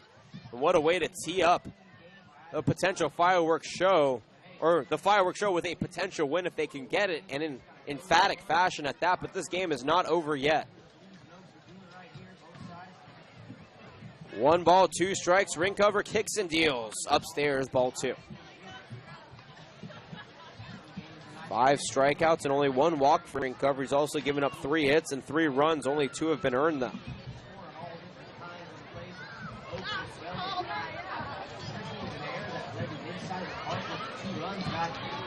Pickoff attempt, nothing doing as Kuzma gets back easily. Taylor came in and scored earlier. Look for that backdoor slider that Ringcover is known for here.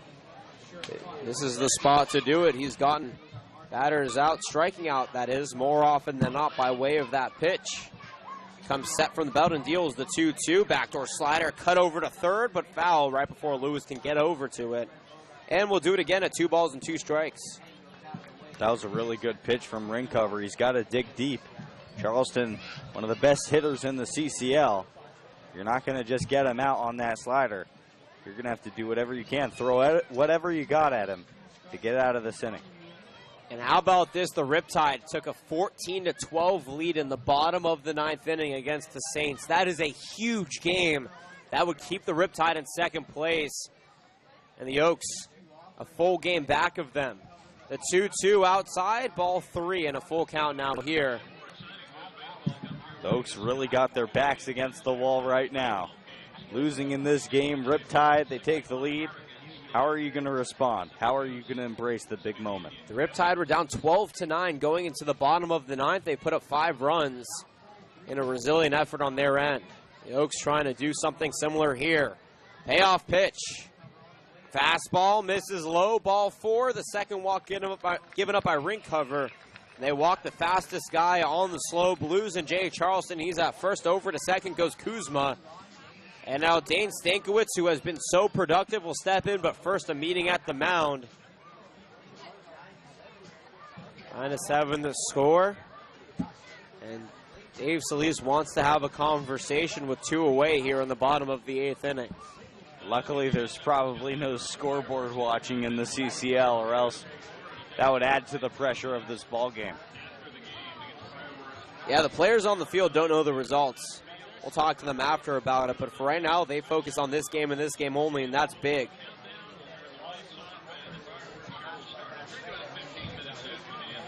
Meeting breaks very quickly. And Dane Stankiewicz, who's only been retired once today, he's 1 for 2, 3 walks, a single and a ground out. Stepping in, it's a lefty-on-lefty matchup. He was the first walk that Ring Cover gave up in this ball game in Ring Cover's stint on the mound. So try to avoid that here. Runners on first and second, 2 outs. The first offering, a slider, missing low for ball 1.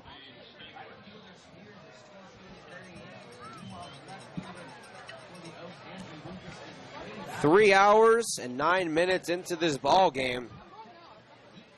9-7 the score. It's been intense. It's been fun. It's been wonky, to say the least. The 1-0 offering. A slider misses low and away for ball 2. And not to mention the long bus ride back and the quick turnaround before tomorrow's Santa Barbara game.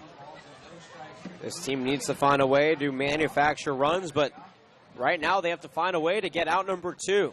2 balls, no strikes here. The offering. Popped back out of play for strike number 1.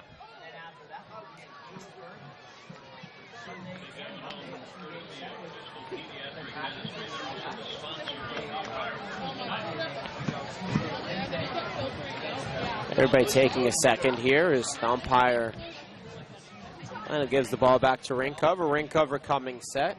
2 balls and a strike is the count. Ring Cover checks the runner at second and offers. Fastball missing one inside for ball 3. 3 balls and a strike now. The last thing Ring Cover wants to do is not only walk the second consecutive batter of the inning, but walk the bases loaded. He already gave up a 2-out single back to Jack Kuzma. Then he walked Jay Charleston. That pitch swung on and fouled off to bring the count full now. And this will be Nick Ringcover's final hitter no matter what. Coach DeLee's leaving him in for the left-on-left matchup, but with Jones on deck, you got to think that DeLee's will go to the bullpen.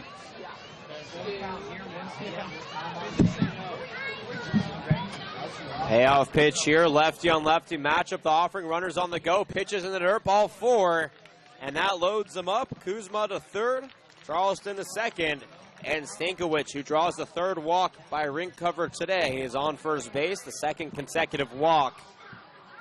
And Solis looks to the Oaks bullpen, makes the call, and I wonder if we'll see him here as the dangerous batter Blaine Jones steps in.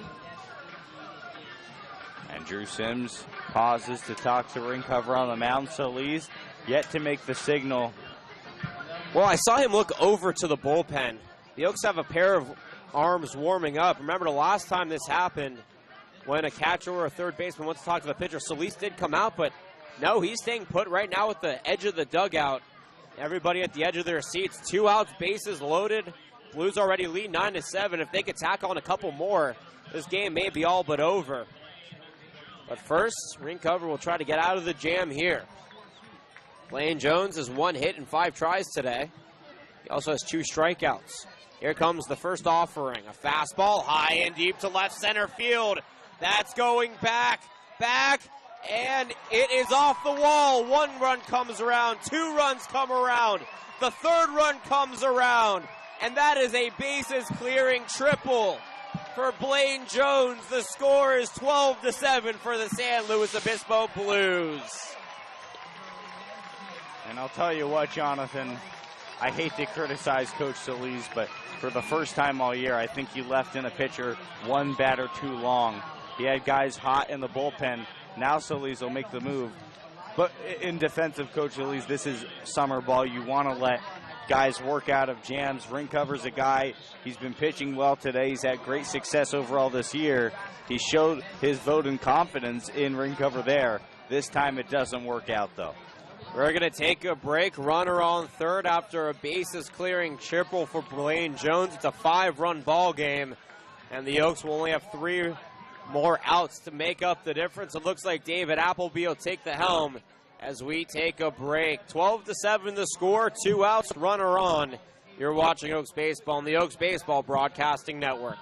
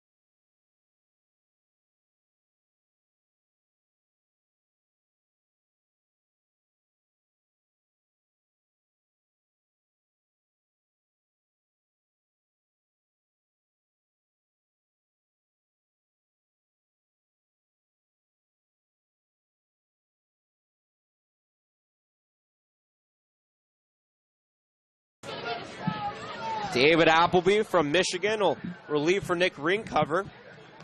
Ringcover went 2 2/3, gave up 4 hits, 5 runs, 4 were earned, 3 walks, and 5 strikeouts. 7-12.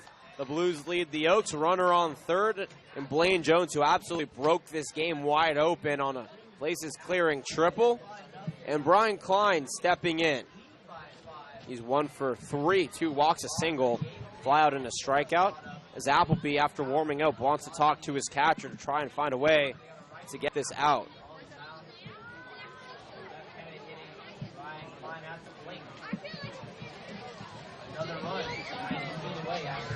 Appleby has had a struggle on the mound, for the Oaks this season.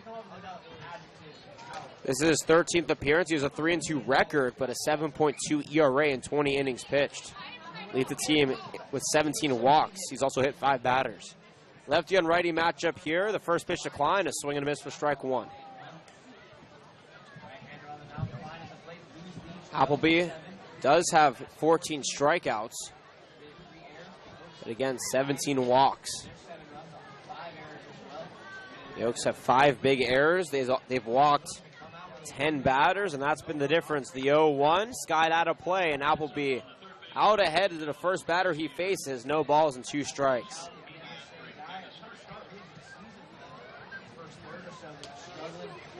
And by the way, folks, the Riptide, who came back down 12-7, like the Oaks are now, were up 14-12, and the Saints in the bottom of the 9th ended up winning 14-12.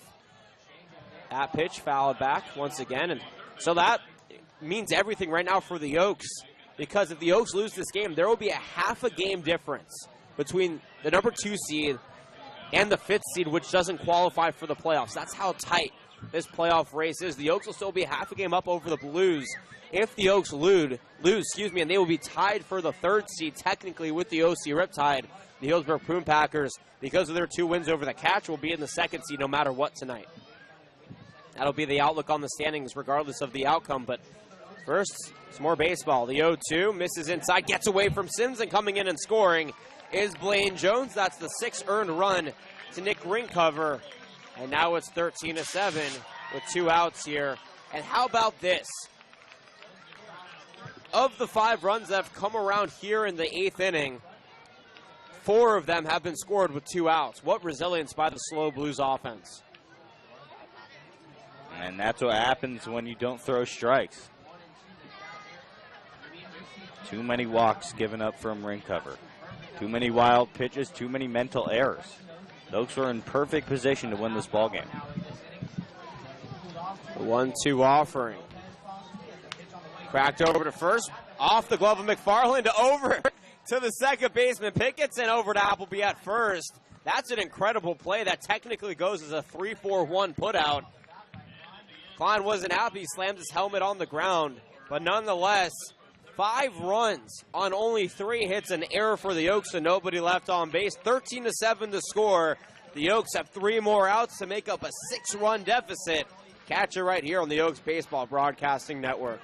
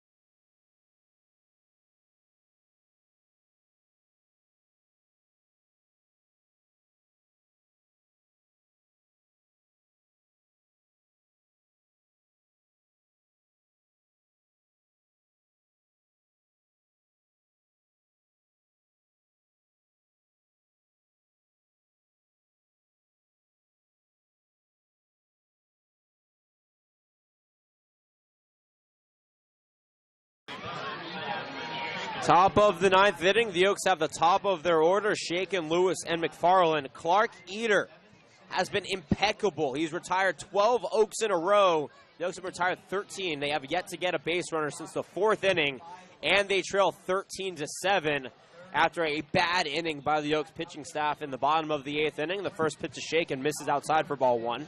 Sam's 1 for 3 today, a single, 2 groundouts, and a walk to his day. Eater has 4 strikeouts, no walks, no runs, and no hits. Deals that one upstairs for ball 2. What a ball game. The Oaks were up 5-0. The Blues tied it up 5-5 in the 3rd. The Oaks went up 7-5. The Blues tied it in the 5th, and then since then it's all been SLO Blues. It's 13-7. The 2-0. Fouled back for strike 1 for Shaken. If anybody's going to come back, it's this part of the order for the Oaks, at least jumpstart the team. Shaken, Lewis, and McFarland, all capable batters and all have the experience and the wherewithal to be able to find a way to fight to get on base. Call them the Caneo comeback kids. Not quite yet. Well, they've done it before. 2-1, outside, called a strike though, strike 2. That's even further out than the Drew Sims strikeout strikeout. to Drew. Yeah. Yeah, this has been a rough game for the Oaks. That's a wacky call. That's been this game. This game has been wacky calls left and right. 2-2 offering. Low fastball, popped out of play, and the count remains at 2 balls and 2 strikes here to Sam Shaken. But yeah, some days the calls are going in your favor, and some days they're not. And tonight the Blues have been the catalyst of some lucky calls. And if you're the Oaks, you could either mull about it or play the game, and they don't dwell. So Lisa will tell them, look, you've been the catalyst of bad calls, but that's the game of baseball. And he knows it better than anybody. Been in the game for so long. 2-2 here to Shaken. Swing and a miss, strike 3. 5th strikeout now for Clark Eater. 7th strikeout of the game for the Blues. And now 2 outs away from taking a very important game. Again, if the Blues beat the Oaks, They'll be a half a game back of the Conejo Oaks for the 4th seed. However, because the Orange County Riptide lost, the Oaks, who are half a game back of the Riptide, will be tied with them for the 3rd seed, and the Packers will be up in the 2nd seed. First pitch to Brandon Lewis. Misses inside for ball 1. I was half expecting that pitch to be called a strike. Lewis on the day is 2 for 4, a pair of singles, a run scored, a strikeout, and a pop out in 4 tries. Here comes the 1-0 offering. Upstairs for ball 2. And here's the difference in the season. The Blues only have 2 more league games after this on on Saturday and Sunday. The Oaks, though, have 3 more. So even if the Oaks lose tonight, they still have 1 more opportunity schedule-wise than the Blues do. 2-0 upstairs, ball 3 to Lewis, and he's worked his way into a favorable hitting count. But remember, in the 6th inning, he was down up 3-0. He swung and missed at a 3-0 pitch and then popped out to the first base side. Here comes the 3-0. Cracked down the left baseline. That goes into the corner for extra bases. Lewis digging to second. The ball from Murillo in is not in time, and Brandon Lewis ropes one in the left field for a double. With 1 out, he tries to keep the Oaks in it.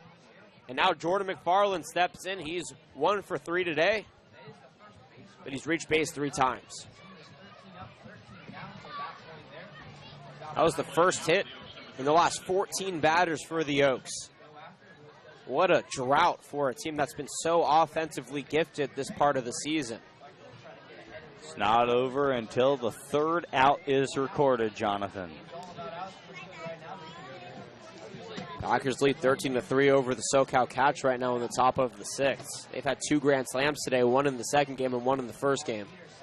Talk about an offense that's hot. These Blues have to do something special. Take one away. It's 1 up the middle for McFarland. Goes into center. Rounding 3rd. Coming home is Lewis, and that's an RBI single for Jordan McFarland. The Oaks trying to inch ever closer. It's 13-8 now with an out here in the top of the 9th inning. Every hit matters. Every run matters. That's how you get it started. The Oaks, they've had big innings before. Why not do it right now? There's going to be a quick meeting on the mound, though, with Dan Marple and his pitcher. The first trouble Eder seen really all game long. Yeah, but he has a comfortable 5-run lead still. No lead is safe with the Oaks batting, but 5 runs and 2 outs to go. Crazier things have happened, but it's a very tall task here for this offense. It's a tall glass of water and somebody who's already drank a pitcher in the previous hour, not a thirsty man, if that makes any sense. I was trying to connect the dots. Chase Cockrell's thirsty for a hit here. He's 2 for 3, takes one low for ball 1. He scored twice, has 2 RBIs as well. I'll give you another opportunity to rework your analogy if you want, unless you're over it already. I'm just sitting here a little bit upset about this Oaks game right now. The 1-0 pitch, roped down the left field line, but very foul. And not actually very, it was a lot closer than I thought it would be, but it evens the count here to Cockrell, 1-1. This Oaks team is very resilient when in situations like this. They've come back in great innings, and they've also lost in the 9th inning, but have come back from big deficits to make it a ball game. They're trying to do that at least here tonight. Again, the difference now in the season, should they lose this game, is the Oaks have 3 more league games, 2 against San Luis Obispo and 1 against Healdsburg, and the Blues only have 2 against Healdsburg. But if the Oaks were to pick any tougher opponents, they couldn't, because you're talking about the top 2 teams in the league for the final 3 league games. Playoff hopes all on the line here. Runner on first, 1 around the 1-1. A strike at the knees for strike 2 here to Cockrell. Clark Eder has been incredible, absolutely incredible tonight for the SLO Blues.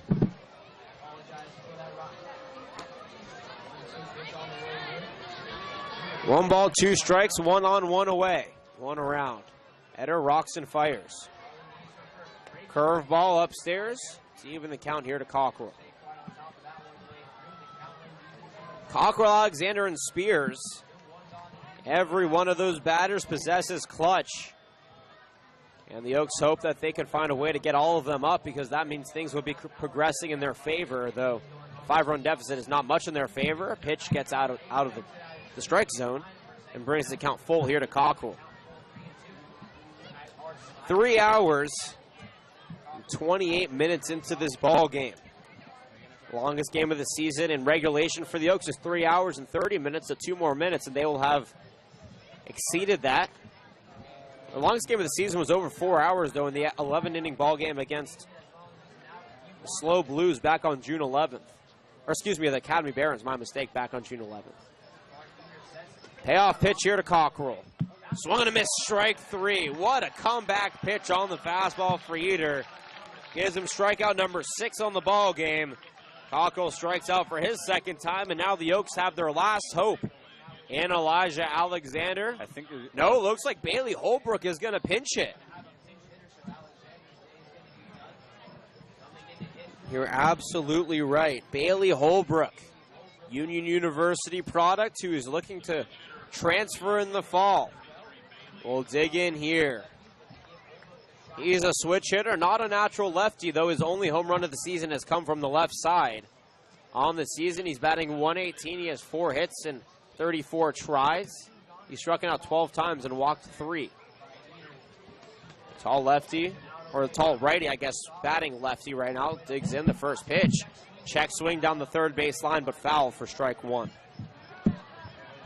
Alexander's day is done. He ends his day 1 for 4. Reached on an error, tripled, and came around to score an error in the 4th, and he had a pop out in the 7th. Holbrook, a very good utility man, pitches as well. He threw 95 back in high school, 94, 95. Velo has dropped a little bit, but he hasn't pitched this consistently. Here comes the 0-1. Fouled back for strike 2, and now Eder's 1 strike away from putting this game in the history books. 13-8 the score. The Blues have shown resilience, they've shown momentum, and they have fought their way to take possibly a big game against the Oaks. But first, Bailey Holbrook will try and extend this ball game here, down 0-2. Eder toes the rubber, the fans all clapping and on the edge of their seat. And now time is called for a big moment here from the San Diego State pitcher.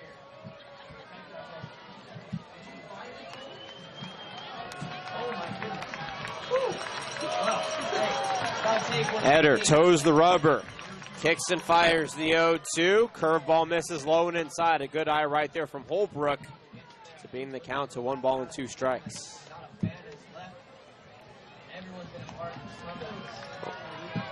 Holbrook came in yesterday and walked in 4 pitches. He walked in a run, though, in the big 7th inning for the Oaks.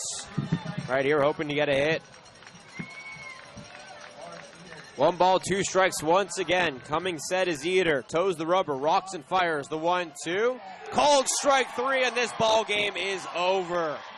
On fireworks night, Eder delivers the first round of fireworks by striking out 7 and giving the SLO Blues a very important win. The final line on a 13-8 final score. 8 runs, 11 hits, and 5 big errors for the Oaks. 13 runs, 14 hits, and 3 errors for the SLO Blues. Losing pitcher for the Oaks goes to Joe Torres. The winning pitcher goes to Clark Eder. No save on the day. The Oaks now half a game up on the SLO Blues for the 4th and final playoff spot. They're tied with the Orange County Riptide for the 3rd seed in the playoffs. And Jordan Brenner, this was a crazy game. It was filled with bad plays, bad calls. But at the end of the day, you have to tip your cap to the SLO Blues. They wanted the game more, and they played like it. Yeah, the SLO Blues, they played a good game. They grinded until the finish, but if you're the Oaks, you got to move on. You can't dwell on this at all, because the last 3 CCL games of the season, they are no cup of tea. You got Santa Barbara twice, you have Healdsburg once. You think they're probably going to have to win 2 of 3 of those games. That's going to be very difficult if they want to make the playoffs. Either way, a quick turnaround tomorrow, get back on the bus, get some sleep, and come back ready to play tomorrow. Some stats for you first for the SLO Blues. They're victorious. Jay Charleston goes 1 for 5, but he reached bases 3 times. Dane Stankiewicz in the 2 spot, reached base 6 times. Wow, what a game for him. At the bottom of the order, Jack Kuzma had 3 RBIs. He went 2 for 4. Noah Taylor in the 7th spot went 3 for 4. And Marco Murillo. Actually, excuse me, not Marco Murillo.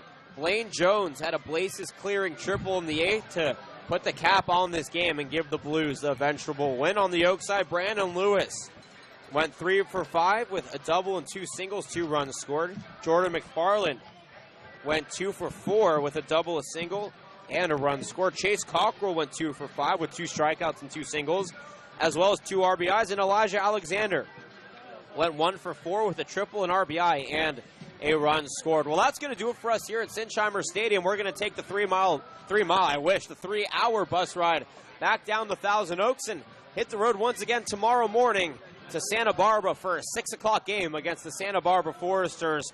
It's a tough one tomorrow, but a necessary one as the playoff race heats up. And on Fireworks Night, we're going to leave it there from Sinsheimer. But for everybody who made our broadcast possible, from our SLO Blues colleagues for accommodating us here in the press box, to our producer Sean McKinnon and my wonderful broadcasting partner Jordan Brenner, my name is Jonathan Rifkin signing off. Once again, the Oaks lose 13-8.